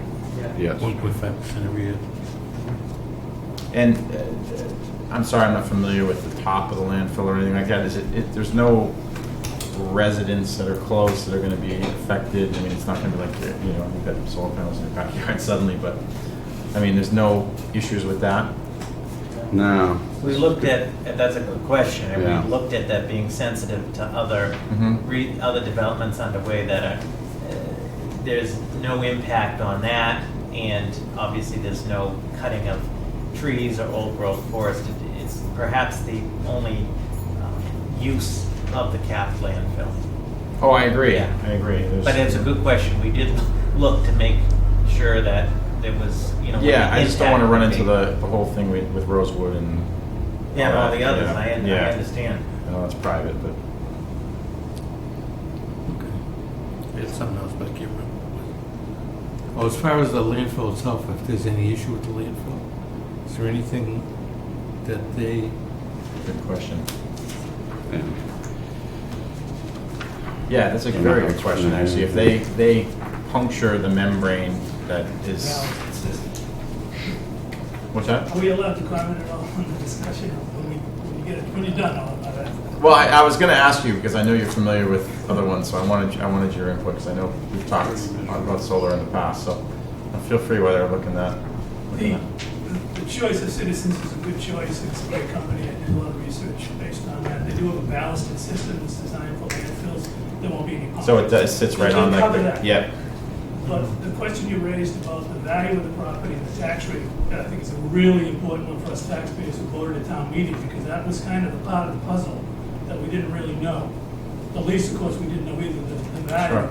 But I think the return to the town is, if it's just going to be $26,000, we're going to make sure that that thing's valued like a real property assessment for the value of the construction and whatnot. Maybe it gets up to, if it's a mega, what's it, just under a megawatt in size? Yep. That's going to make it in a $2 to $3 million construction project, something like that. It's like $2.50, you know, KW. You multiply it by 1,000, it's going to be It's a clerk of the $200 works. project. Yeah, no, I knew. I was waiting to call him actually. So I really would take a position if I were to be asked that. And there's another thing that's happened, interestingly enough, is that the DOER has new regulations for this under a whole new program.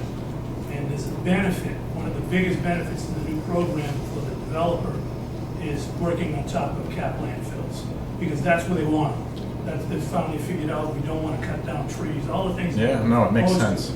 So the new regulations, which are going to be posted August 25th, as it turns out this month, and have been under review for over a year, are going to actually benefit developers who do this kind of work, as well as work about parking lots. Canopies over parking lots are going to be paid the most. So there's additional benefits that are going to accrue to them based on the fact that they're on the landfill. So the landfill is actually becoming a better alternative for a developer.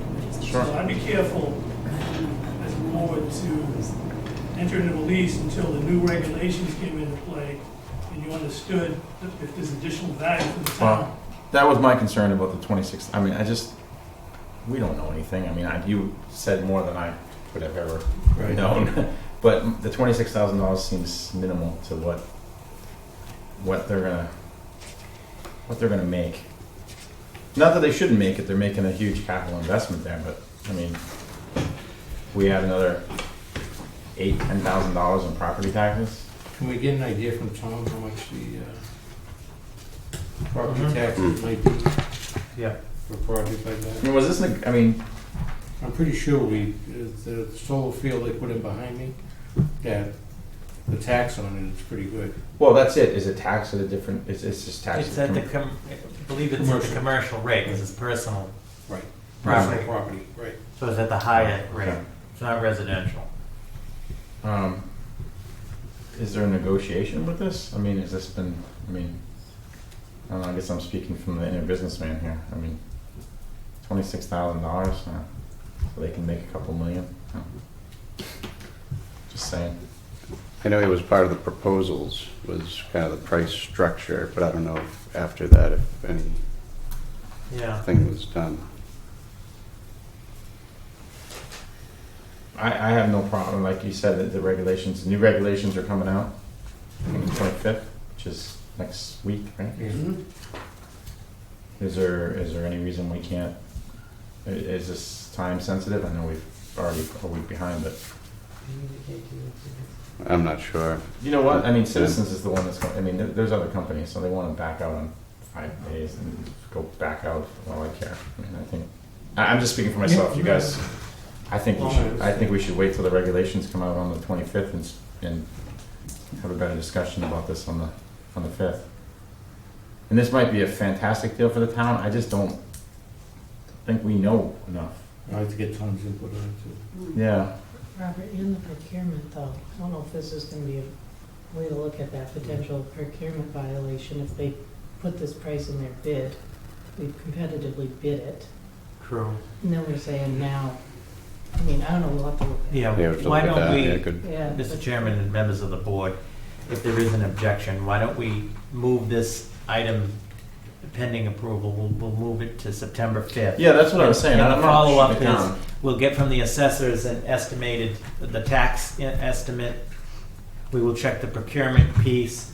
As New Mr. regulations. Diskin, as Mr. Diskin mentioned, we'll run it through with the new regulations coming out in there, and we'll proceed in that way. That's all. I'm not saying yay or nay. I feel like if I Okay. approve it now and the regulations are, I just want to make sure we're doing. I mean, do you guys Yeah. agree? Yeah, Mark will be here too. Okay. Yeah, He he's was the up to- point person on it. Okay. Correct. Then Okay. 10 days, I think, shouldn't make a big difference. Thanks, Mr. Diskin. Yeah. No, thank you. And is the waste, the old former site, is it eventually possible to do something down there, or is it just more? Probably not. Probably not, because according to natural heritage, it's a protected area. Specifically, it's the Blanding's turtle habitat. So it can be a wastewater treatment plant site, but it can't be, it has solar panels on it? Yes. Sorry. Where does the logic come from? Otherwise, we would have proceeded, and we did proceed Correct. with the Oh, no, proposal to I'm well develop aware, it. yeah. It's just, But- and that, again, out of sight down there. Right, It again, doesn't affect any An residents. ideal use for the land. Mark and I were disappointed. National heritage again. Yeah. Okay. Turtles can't, forget it. Don't get me going. Okay, so we'll, put this off until the 5th. Yeah. Okay. Okay. You got one And the other regulations come out the 20th? 25th. 25th, okay. Yeah. Oh, the 20th, They're Sunday. posted now, but They go into effect. Yeah. Okay. All right. Okay, so last item, streetlight design update. I don't have a slide. Do you have the just- graphic? No. No, it's in the packet. I don't have Oh, it. okay. Yeah, Slide. it's in the packet. It was like a one page with all these dots on it. Correct. Yeah, looks like this. Yeah. Maybe 59. Oh, yeah, I saw that. Page 59. Oh, okay. 59. I might have lost Kinda interest by like- that. 99. What's all the dots? Can you connect them? Not Okay. on Westwood Road, because there's no streetlights. So Mark's also been the point on this, but the streetlight update, Tanko Lighting is our consultant who's working on the design, and they went out into the field and mapped all of our streetlights and have it in a GIS system, and that's what this is here, and we're gonna receive this data. So, this is their streetlight design fixture overview, the figure you're looking at in the packet. Okay. And there's about 517 streetlights in town, and I'm not sure if this adds up, but yeah. But as you can see, most of the ones in town are 50 watt high pressure sodium, but these are going to be LEDs, 14 watts for the most part. Isn't that amazing? 14 Yeah. watts. I mean, it's the same. Yeah. It's just gonna be remarkable. Yeah. And so right now, Tanko Lighting's working with MAPC to purchase the light fixtures off the state bid. And Tanko is also preparing bid documents for the installation. And we anticipate that bids will be open in late September, and then contract will be executed in October. And the actual installation, we were told, it only takes about 2 or 3 weeks for, about the number of lights that we have. It's kind of pretty quick. Like, is there going to be areas where you guys sit down and say, we need one on the corner of Williams and Columbia, or, like I said, Gary had mentioned 2A heading out as dark as can be from right after you pull through the rotary all the way to Littleton. I think right now, to my knowledge, that's not part of this. So this not is just adding replacement? Yeah, it's just. And then we have the right to add, though, right? Like, guys could say, we can add one here, or we should put one here, or... Yeah, we own all the ones in town now, so we would. But, I would think that if there's too many in one area, we could move them. to one of the other. Well, because That's I what- think the difference is so remarkable that Central Ave might be glowing at night, and maybe we don't need as many. See from the space station. Yeah. So right. that's where it's at now, so. Almost there. Does this do municipal, but this is just street lights, right? This isn't gonna do like parking lot lights or anything like that? Just the street lights. Okay. Okay. And this will be done, and so that this conceivably is done by? This fall. That's great. Yeah, Equal daylight savings. there you go, for the winter. That's the plan. No, that's fantastic. Great. Thanks, Dan. All right, thank you guys. Thanks, Have a Dan. good Nice night. to see you.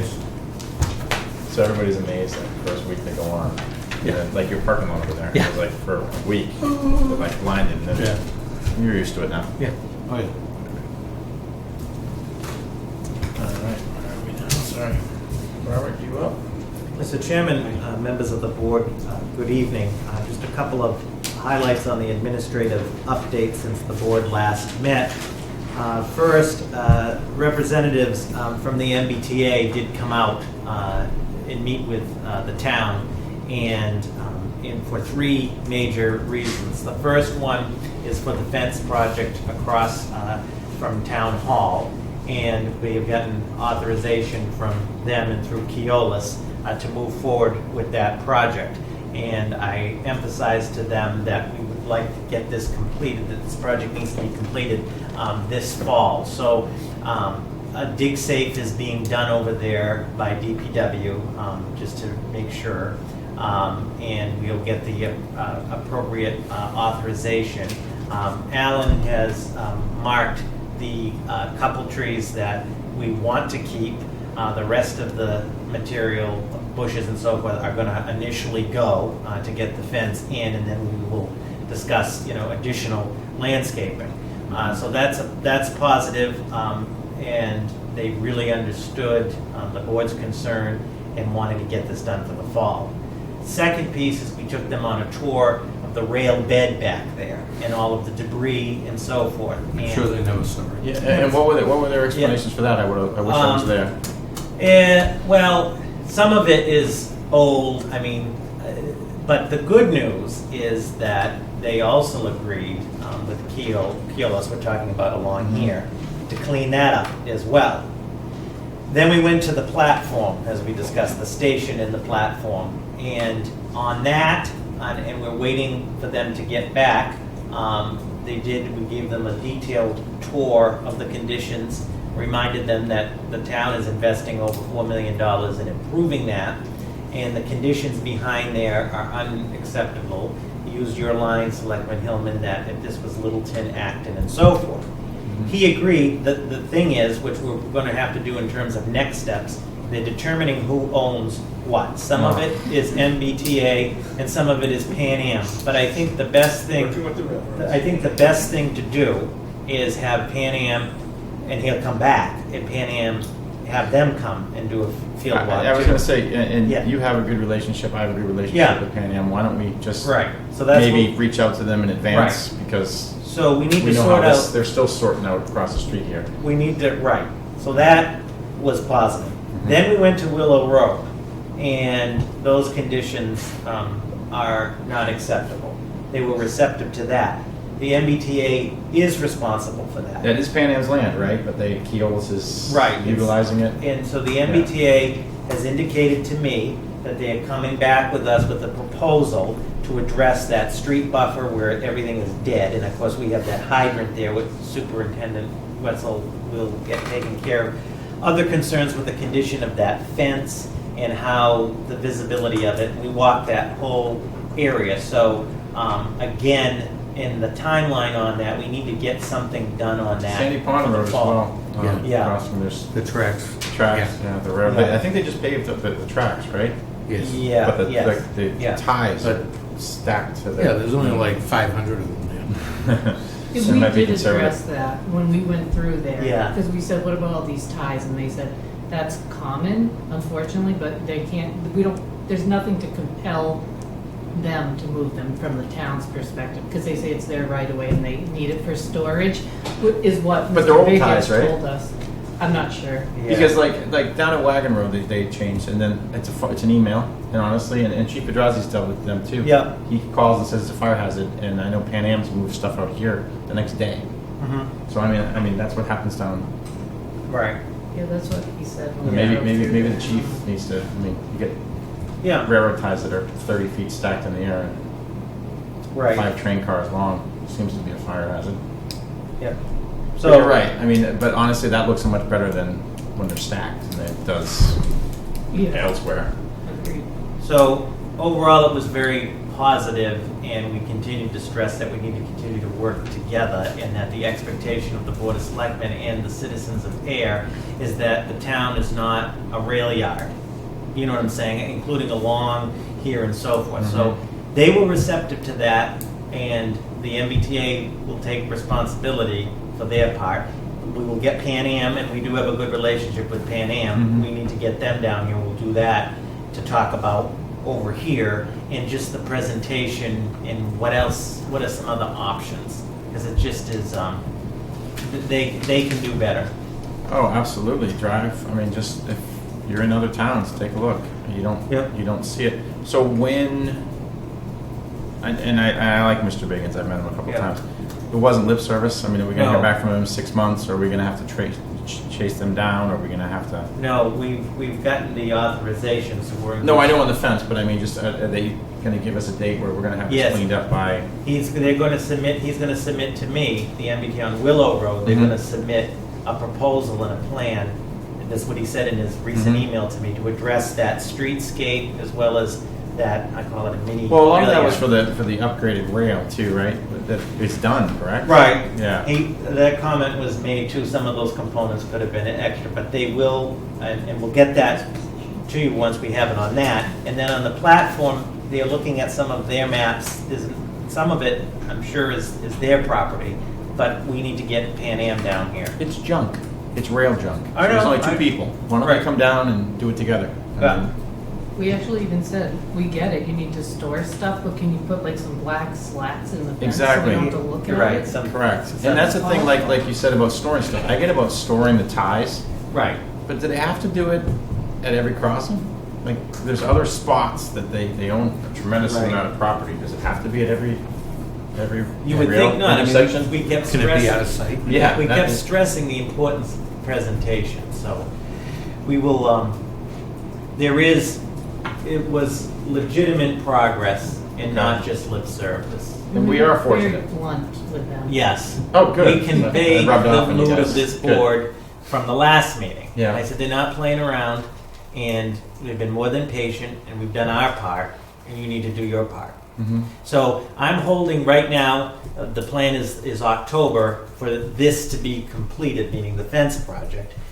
He's going to, and I have the same expectation for fall at the Willow Road. I'm just waiting for their plan, and then we'll get Pan Am down here and figure out what we can do there. Okay. And then the last piece of it, which I emphasized to Mr. Biggins to convey to Mr. Boyle, which I also did in a telephone conversation, as did Mart, we haven't forgotten, we understand that the handicap platform is down the ways, but if you recall, the MBTA said they could make some improvements to that, interim improvements to that platform, and we showed them the condition of the tar in all of that there, so that's a piece of it too. One in South Akron is beautiful. Littleton's beautiful too. Yeah, it's got that overpass, I saw and it covered. today. Yeah, kiosks. So in the interest of time, lastly, just a couple of other things. Our general code update of the bylaws and so forth, that process is underway. They're going to put together just the format, a proposed format of the bylaws and everything. And then we're going to reconvene the committee, which was Selectman Livingston, Ms. Copeland, the town clerk, Chief Murray, in my office. This is just updating some of these. Yeah, the whole plan, it's twofold, if you recall. It's to organize it, do the legal review, and update it. So we will get that underway. It's about a 2-year process. I believe it. Yeah. Yeah, but it will be, the benefits in the end will be very valuable.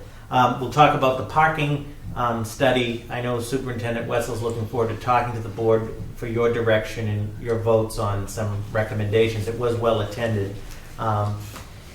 Lastly, the Mass DOT has approached Superintendent Wetzel about the Rotary. They are interested in working with the town to do some landscaping improvements to the Rotary, including some other like rain garden components and so forth. He has stressed again the expectation of quality and so forth, where he's going to have a meeting on that. Hasn't been set up yet, but we have to get rid of the Adopt an Island thing. Yeah, and that's a piece of it. That we will absorb into the plan. Lastly, and just the representatives put it into a bill too. We have the ability to sprinkler that Rotary without DOT. Sheila put that through. She tried to get them to pay for it too, but that didn't fly. But it was put into a bill that the town has the ability to put an irrigation system in if we felt we wanted to go that far. But we also want to talk to them. In addition to that, which started this whole thing, the guardrails and so forth that are beyond probably 30 years old, about a plan to begin to improve. Those are their assets, but work with them to get that improved. Finally, Mass Development has some funding in their budget, and they want to do some improvements, streetscape improvements to the Verbic Gate Verbic Gate down here at the end of West Main. They can bring it right down West Main if they want.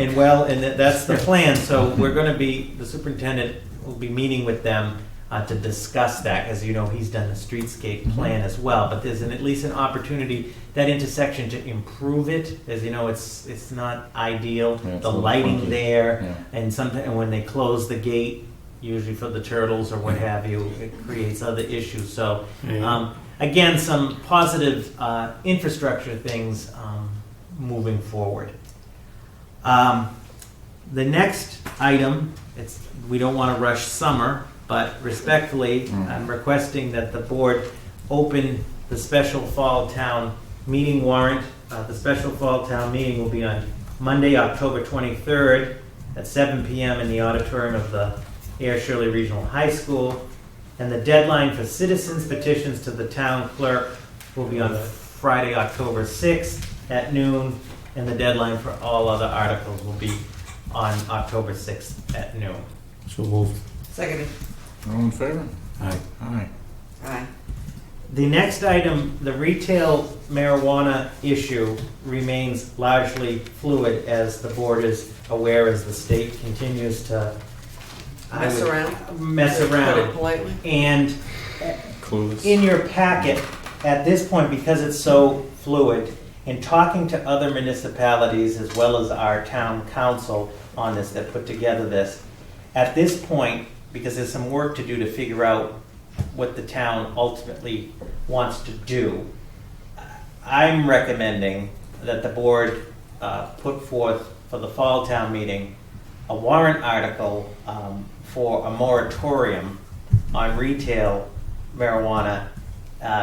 We've been told the Attorney General has been approving them for up to 18 months. Okay. Now, from that July 1st date, would be no, from the time of acceptance. When it's okay. That's what I meant. Yeah. With that said, I mean, that's just sort of being a proactive measure. Then we need to, we're in the process of trying to get the planner on board. We need to talk to zoning, planning, Board of Health, we need to figure out what we want to do in terms of the details. But I think we're being advised that if you don't at least have the moratorium, which we can make the case because we do need to study the issue, then we'll run into the problem. Well, they're coming flocking. If we don't, and it's approved with other establishments that have been approved, they're coming here.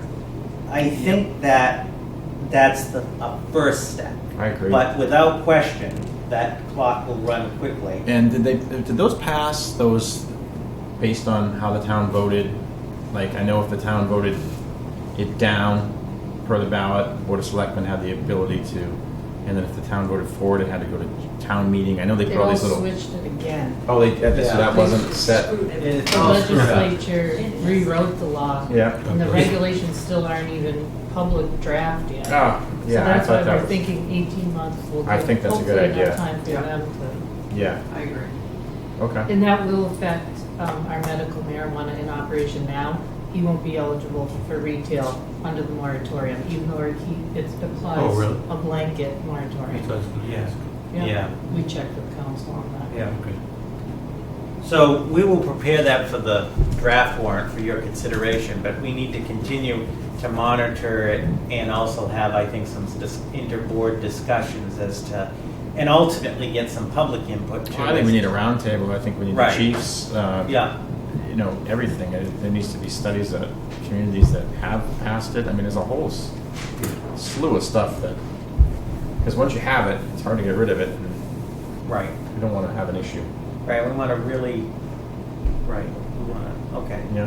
So that's the update for August 15th. Of course, tomorrow, legislature isn't in session, but Some are great.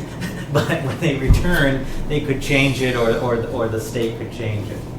But I agree, Selectman Hillman, once we get into the fall, even before town meeting, we should convene a working group or roundtable to begin to discuss, public to discussion. shape this. Sure. Before I get to the amendment to the Mass Development Agreement, if there isn't objection from the board, I would ask my colleagues from the finance team to join me at the table, Ms. Copeland, Mr. Johnson, and Ms. Cabri on the government reorg discussion. Sure. Great. Just while they're coming up, can we get contact the delegation and see if we can get them in here? Just we didn't see them in May, and Yeah, they were going to come And I know it's summer, but I mean, Yeah. in like stuff like the Keola stuff, they're very helpful with stuff like that. You know, Yeah. put a bug in their ear. Or, Yep. Um, I'm kind of curious about the sanctuary state issue. All right. yeah, I have lots of questions, and why Harvard gets millions of dollars in lottery money, and we get yeah. I mean, just various stuff. Yeah, Like, so I mean, why don't we do this just real quick? What would be helpful? We can contact them to set that up. Yeah. If Selectmen, if you would send me your topics of questions so we can have a meaningful discussion, the ones that you want, and we'll set that up. And just so the board is aware, I have made them aware of the issue with Nasoya. Good, because I was going to do that Yeah, this week. and they will assist with DEP, depending where we get with Is that DEP. Jen's district? I always get That's confused. Jen. Yes, Yeah. it's most of the town, and Jen takes that little over by my way, right? Right. I believe you. Yeah. So, Senator Eldridge's office has already reached out to DEP, they told us today, so. yeah. Yeah, and that's where Jamie's good. Like, I mean, that's why I said if he can come in. I talked to him about it a bit, but he is very helpful with that stuff. So it'd be good to have them on board. All right. Hi. So, Good evening. I appreciate a few more moments of the board's time on this important topic. And why I've asked these departments here is this is the town's internal finance administration group, and we meet generally bi-weekly, sometimes weekly. And one of the things that we've been working on and looking at internally for over a year is the structure of the town of Ayer municipal government. And I think as the board, and we discussed this, Selectman Hillman brought this up at the last meeting about moving forward in improving things, I would just offer a couple of points for consideration. First, municipal government is in the business of providing effective and efficient town services in a timely, responsible, and cost-effective manner. It's really a service business. And in order to achieve this, it's imperative that our local government evolves to incorporate best practices and be able to effectively provide municipal services in the 21st century. After 7 years as the town administrator, August 2nd was my anniversary date here. I've had the opportunity. Oh, thank you. It's been a pleasure and continues to be a pleasure. We know we sent flowers. I've had the opportunity to not only fully study, but to experience the strengths and weaknesses of our current governmental structure. And we're talking about governmental structure, not personalities and individuals. Additionally, the board is aware that in 2010, the Town Government Study Report made a formal recommendation that there be an appointed, that many of our elected positions be appointed positions, and that was brought to town meeting on 2 occasions, and at that time we were not successful. Additionally, the Division of Local Resources, Selectman Luca is aware because you had originally requested the report some time ago, the DLR also recommends strongly that these positions move to professional appointed positions and away from elected. And so with that, what I'm respectfully recommending that the board consider for the fall town meeting is a proposal for individual home rule petitions. And as the board is aware, the home rule petition, if it passes at the town meeting, is then submitted to the state legislature for approval.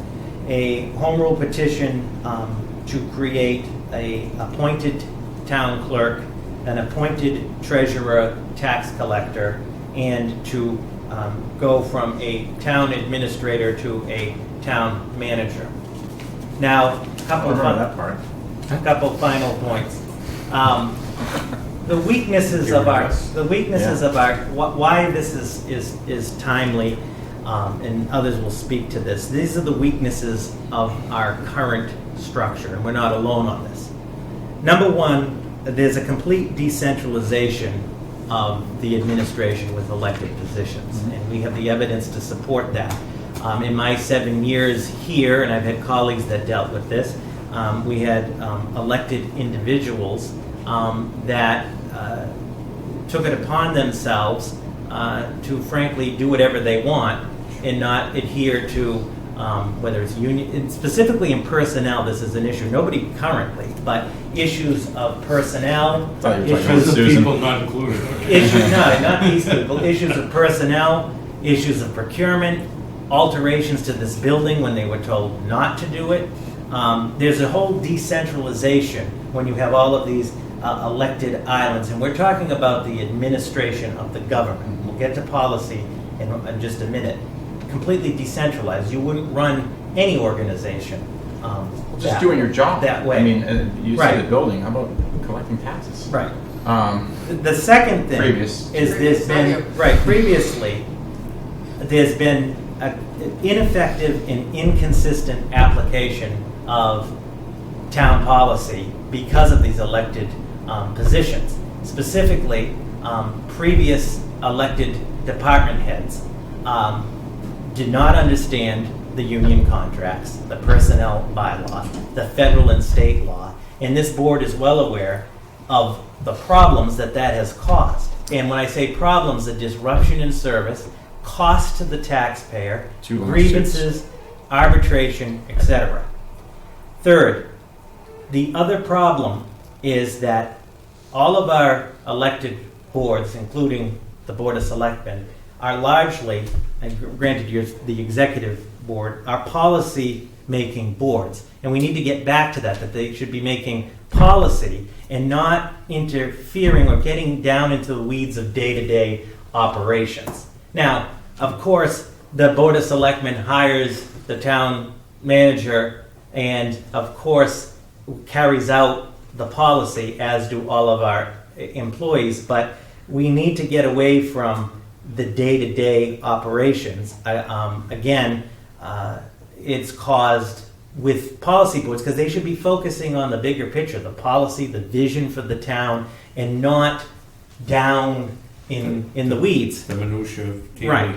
Yeah. And the fourth, and I'll say this, we'll start with the problem with elected, and you can be lucky, and this is not a reflection, but with elected, there are no professional qualifications. Example, the treasurer tax collector position is almost a $30 million organization. The elected treasurer requirements is a resident of town and 18 years older registered voter are the only requirements, only professional requirements for the chief financial officer of the town. The town clerk, which that position, and Ms. Copeland can speak to that in more detail. First of all, the town clerk has evolved into a full-time job by itself. The professional requirements that she is under, that position from the Secretary of State, the Attorney General, you name it, requires professional qualifications. Same thing. 18 years old, registered voter, resident, no qualifications. And that's a problem. I mean, you wouldn't in any organization hire, these positions have evolved greatly to the point of the professional qualifications required. Additionally, with an elected system, and again I'm talking about these professional positions, there is no accountability except an election that happens every 3 years. And so as this board... 600 people voted. As this board knows, to the best of my ability, previous examples, these people basically told me they were elected and refused to comply with whether it was federal or state or local law, or to comply with this board, meaning the Board of Selectmen's policy. And what did we get from that? It didn't serve the people. It wasted an enormous amount of time, which is also money. And unfortunately, and the track record is all public now because they've all been settled or resolved, frivolous lawsuits that cost the taxpayers money. And other towns that didn't, Right. were going to sue us for retirement benefits from employees, if we recall. If you look at the history of grievances with our employees, the history of grievances in litigation is almost 75% stem from positions that reported to elected folks. And it's not a reflection on them, but they're elected volunteers or volunteer boards. The volunteers should be looking at policy. They don't know the personnel and the union issues and the legal issues and so forth, but it again creates a problem and increases the exposure to the town. Couple final points on weaknesses. The transition under the elected system is a disaster, and Ms. Copeland can speak to that because she experienced it twice. In what $30 million organization, and it works both ways, with an election, you have a town clerk on April 30th. And then, after the votes are counted, 9 o'clock at night, they are out. And I've witnessed it myself. And there is no transition, there is no contingency plan. The amount of time and effort and resources wasted on this, there's no transition. Whereas with an appointed system, you would be hiring professional people that would be held accountable, and the issue of these transitions have never seen anything like it. So the strengths of the proposed system is that it would ensure qualified, credentialed professionals would be hired. It is best practice, the Massachusetts Municipal Association, Division of Local Resources. You talk to any professional organization, this is the evolution of the 21st century. A centralized form of government, in my professional opinion, is especially necessary in the areas of personnel, procurement, and the town's finances. We cannot afford the risk and exposure is too high not to have the professional appointed people and to have the centralization and the ability to address effectively when issues do arise. Our policy boards can and should continue to make policy and leave the administration of that policy and day-to-day up to the town manager and the department heads. And by doing that, it frees up, for example, this board's time to focus on the vision, the policy issues, etc., as opposed to the minor issues on that. A couple other things to just clear the record, because there are people that always are concerned. Change is always change is a universal aspect of life and can be scary and so forth, but this is long overdue. I say this as a best practice as a professional. I don't have a personal or professional agenda in moving this forward and would be prepared to make the case to town meeting along with your support. I'm not, or is anybody looking for, especially at least me, I want to make this clear because that's been out there, looking for additional compensation or so forth. That's not my agenda. My concern is that we have moved to a point that the town and the taxpayers deserve professional administration, the highest quality of services delivered effectively. And I think we need to move in this direction to also safeguard the future of the town, because we don't know, as boards change, boards of selectmen change, elections, change, things change, but there needs to be some stability. And accountability. And so in conclusion, what I'm recommending is that we present 3 separate home rule warrant petitions for the town meeting to consider. The first one would be to create an appointed town clerk. The second one would be to create an appointed treasurer and tax collector. And the third one would be to move from the town administrator to a town manager. I have a fourth. What? I have a fourth. Okay. Tree warden. Tree warden should not be appointed. Should not be elected. Should be appointed.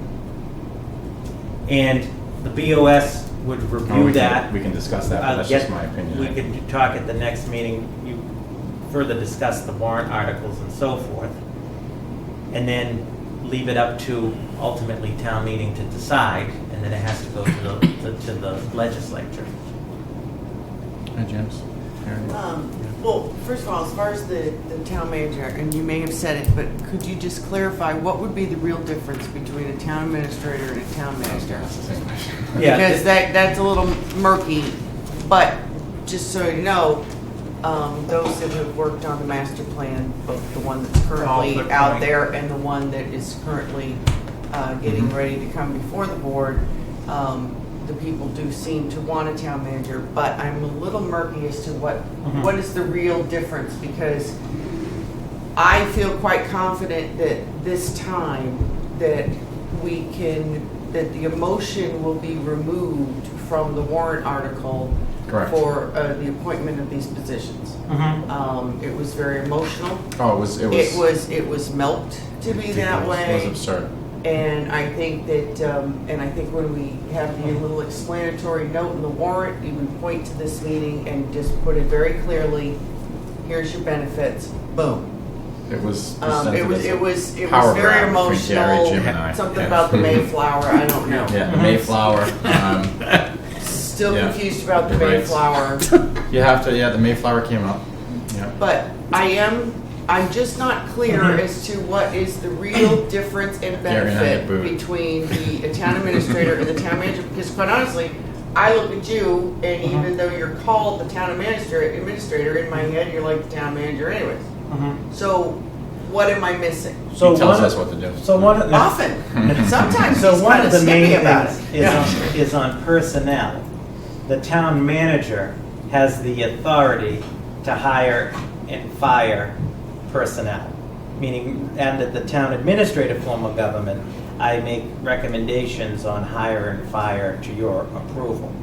Now, we might set guidelines on Yeah. what you can do as far as firing and hiring. Hiring and firing. The other thing, which we're doing anyway, and this has been an issue, is under the town manager form of government, we do this anyway. This group here, Ms. Cabri and I, is to prepare the municipal budget. You still have a finance committee, which is appointed by the moderator, but they provide advice on the budget, and they also are needed for reserve fund transfers. But the budget would be formally put together by the town manager. It sort of is now. Right. Yeah. So I guess that's why Yeah. to me, it's almost like we're just doing a name change. Yeah, well, but see, it's to give the, Give them more power. it's really on the personnel as the hiring and firing authority.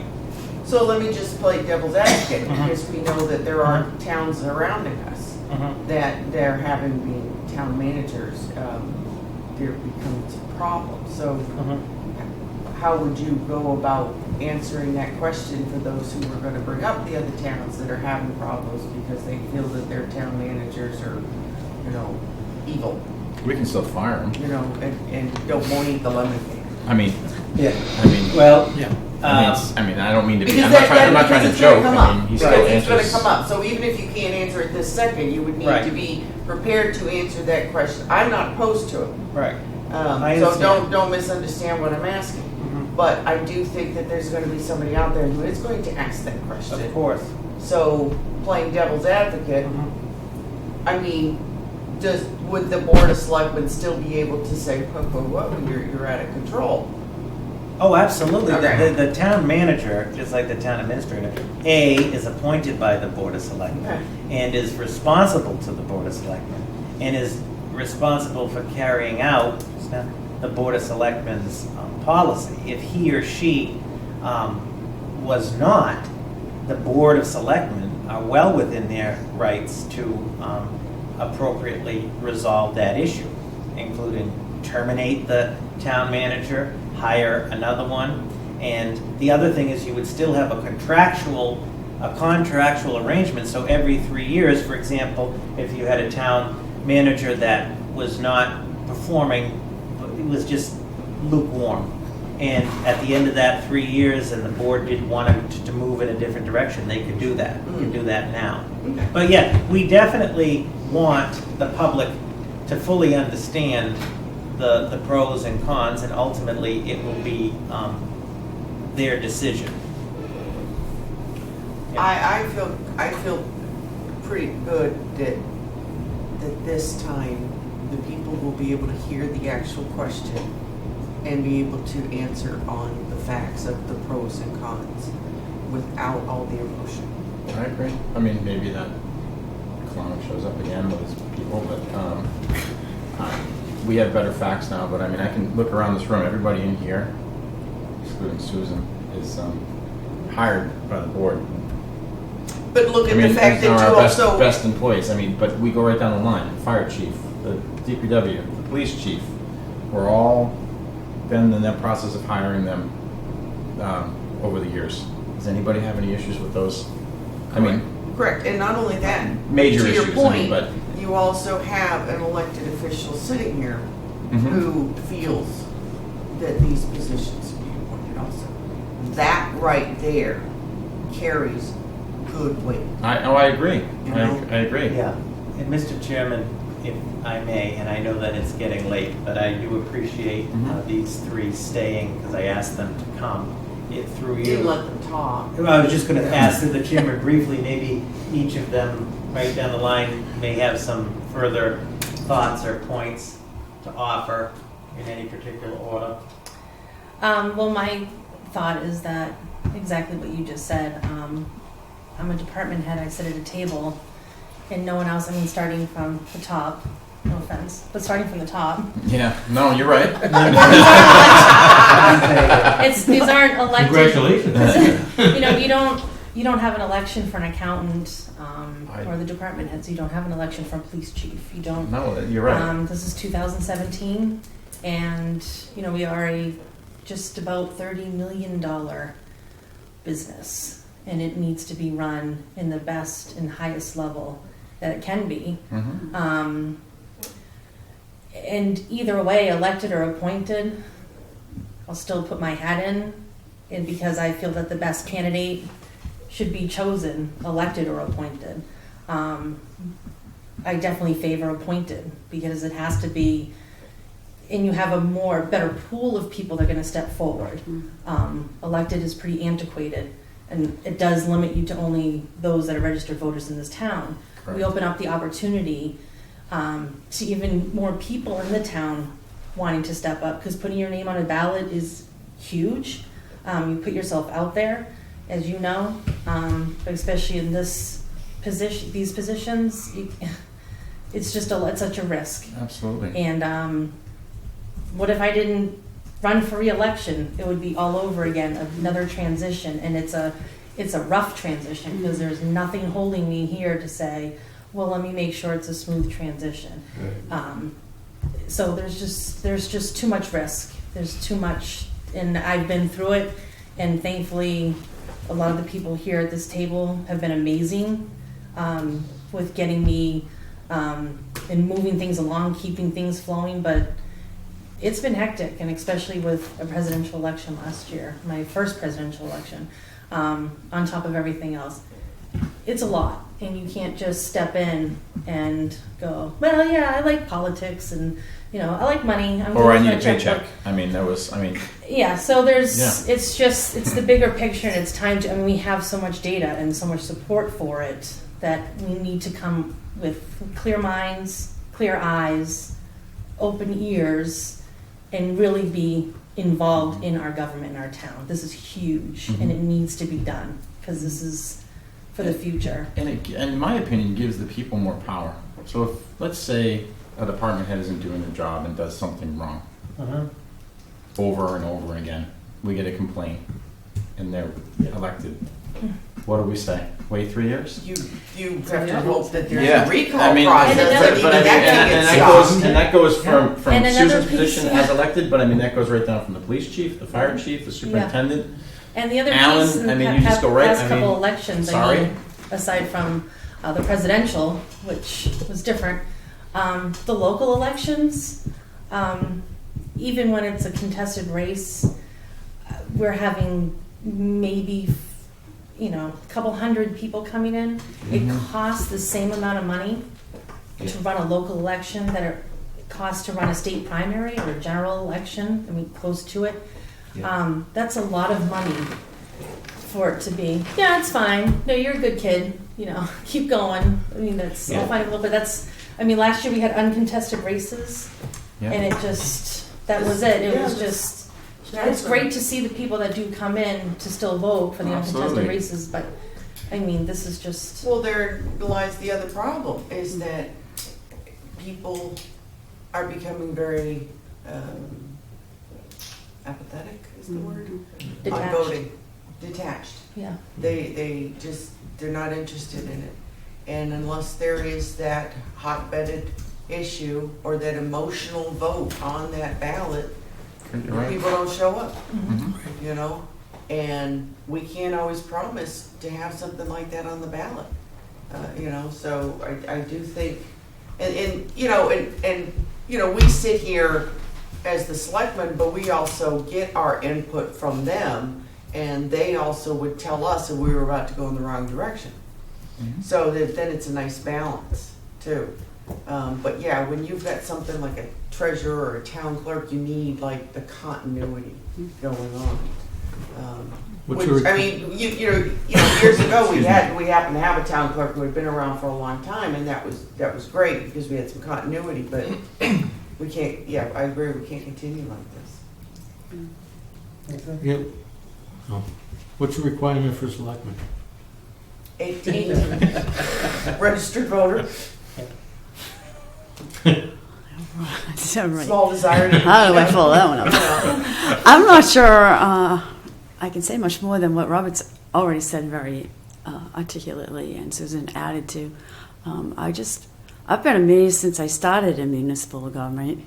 I went to college for 4 years, got my BS from Bentley, and and there are no easy transitions in municipal government. Usually the accountant's gone before you're in. So, boom, I'm in, making phone calls, DOE, DOR, DOE, whatever, my auditors, whoever I had to. I was an auditor before, so I could fit the pieces together. But that took a formal education and experience to qualify me for that position, a position that DLS does not even allow to be elected.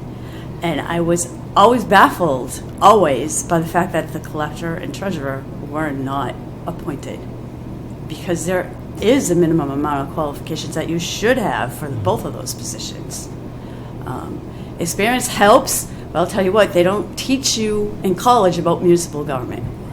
So you need to have a combination of both. You need to have at least an associate's degree, I think, in my mind, and some years of experience or the equivalent in experience. And yeah, I couldn't imagine handing my checkbook over to an 18-year-old registered voter and saying, go for it. Right. Yeah. That's a good No. point. I mean, can you imagine if Alan came before us and said, well, I want to be the economic director. I used to manage a McDonald's. I mean, it would, I mean, see, but I'm just saying in general, I mean, or Heather who came tonight for the position. Oh, I have no experience, but I really like working in brick buildings. I mean, that's basically what it is. I mean, there's obviously people come with, you came with experience. You had experience, you were elected, we were fortunate, but.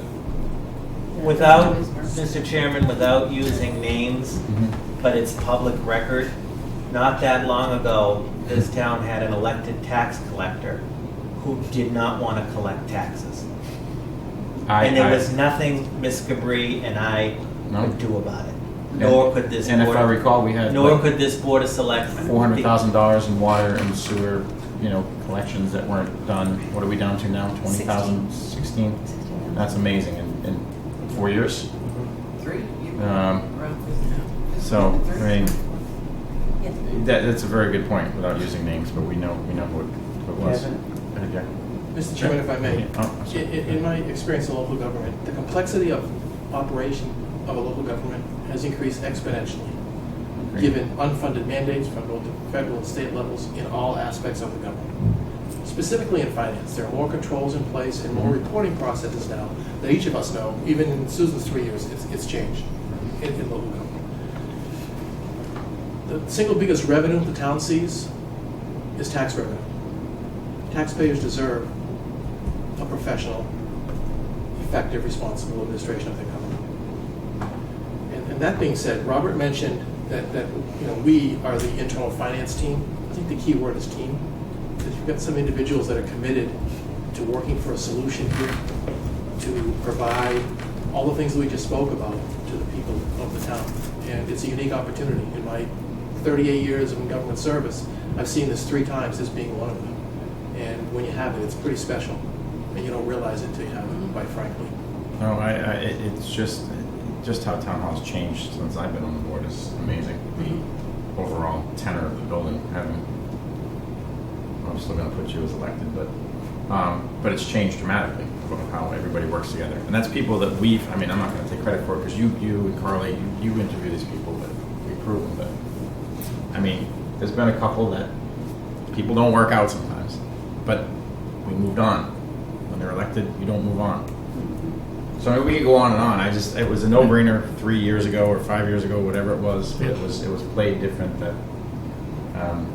we wanted a power grab. But I don't think any of us speak to anybody in town government, for purposes that benefit us. I mean, If I was on a power-hungry grab, I wouldn't be sitting here. Yeah, exactly. That's argument. So I don't know where I'd be, but I'm not that power-hungry, but I would be here.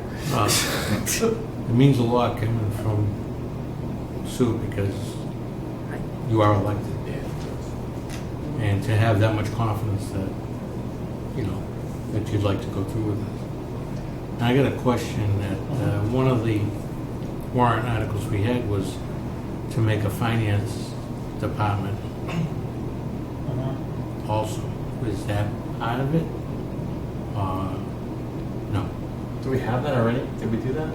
With those, if those changes are approved, we will have the finance department. I know there was that article before, but it was sort of like redundant, meaning because even if that article passed, but the other two didn't. Right, they had nobody to manage. Right. I mean, by Ms. Gabri is the finance manager, so if we can get to that point, she'll be the. Well, I think she was already called the boss tonight. Well, yeah, I was just going to say, I don't. Sorry, Lisa, you just got a new contract, so you can't ask for more money for 3 years. But, sorry about that. We should And I support this. This is not about me being power hungry either, because I'm not. No. I like to work with qualified people. It makes my job easier. Okay? we all want to do the best at our jobs. I mean, at least I think I do. I mean, I know I do, and I know everybody else does. I mean, that's what you strive to do in life. It's not to go in and say, well, I was elected, so I can go put my feet up on the desk today, or not come into work today. Or Well, there's someone that cares about the town. Absolutely. with the job. You're confident enough to do that. And it's a big difference. I mean, you could say, yeah, I won't be in for next month. Yeah. You get paid anyway. Yeah, kids get out of school, I'll see you guys in August. Yeah, That's true. Yeah. And for you to That's true. It is. change that. Yeah, it- and not, it's big. and dump it off on assistants Yeah. and so forth. And this is a busy town hall. It's busy. It's very busy. It's a constant, if it's the phone or through email or people coming in, Yeah. it's a very busy, which is great.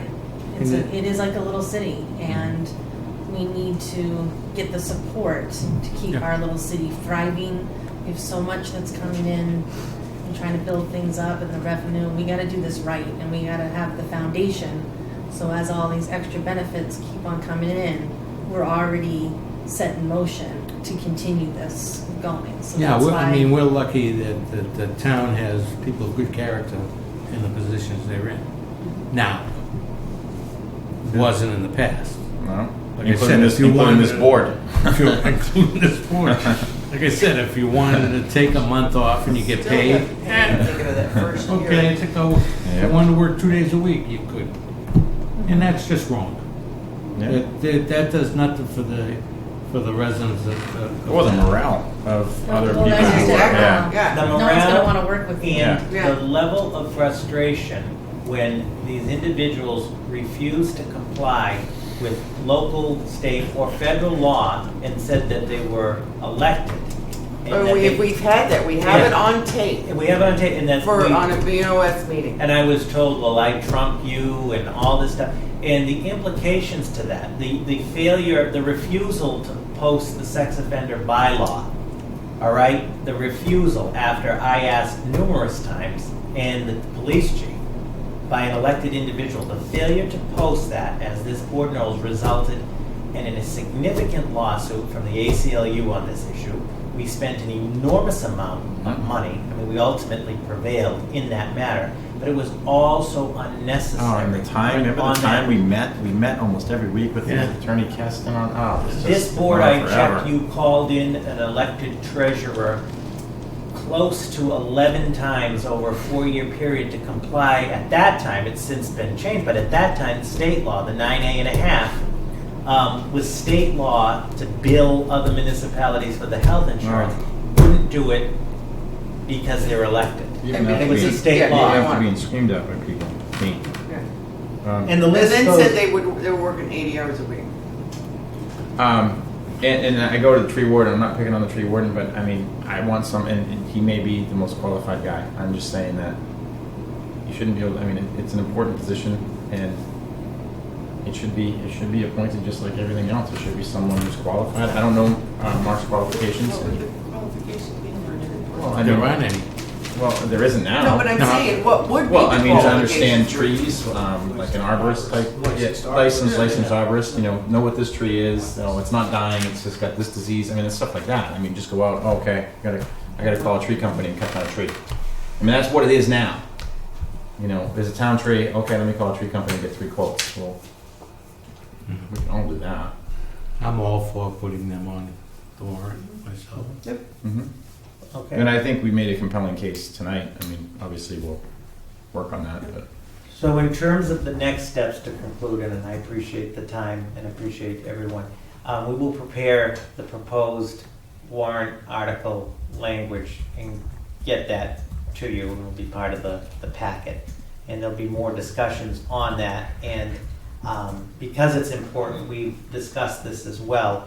I have no problem convening a public information session in advance prior to town meeting to get people's thoughts and input furthermore and to answer any questions, and let's get the facts out as opposed to the fiction. And I think we should move in that direction. And I appreciate the time, and I do appreciate your receptiveness and your support, Thank you. as we do the people of Ayer. Thank you guys for hanging around. Yeah, Thank you for listening. Yeah, thank you, guys. The last Thank you for all you do. The last item is a ministerial item. It's amendment number 3 to the Mass Development Veteran Service Agreement. As the board is aware, we have a contract. We provide the veteran services to the veterans on Devens, and Mr. Detillion does a wonderful job with that. There were no changes to the contract at this time, so what amendment number 3 is, it's the change of the dates to continue that agreement until August, let's see, the 31st, 2018. 2018, And signature by the chair. and signature by the chair. So moved. Second. All fair? Aye. Aye. Mr. Chairman, thank you. Yeah. Thank you for the time. That concludes my report. Yeah, that's all. I don't have anything long. I just want to say, I don't know if any of you attended the World War I museum over at Devens, was it 2 weeks ago? 2 Sundays ago. Yeah, and I saw Ruth over there working the desk, but it was pretty cool. I don't know. It'd be nice if they could do more with it and kind of promote it. But I mean, I didn't realize Colin Powell was stationed up there for years, and I brought Cole. He was just fascinated by how the prisoners of war were held up there. I mean, it's just amazing how much living in town that I didn't know. So it was a pretty cool event. Hopefully they can make that grow. The cemetery up there. Yep. POWs. Yeah, it's really was really a cool little. I mean, I don't really have the proper space for it yet, but it was fascinating. So hopefully they can grow. I mean, it'd be a nice attraction too if they could do something like that out there for the community.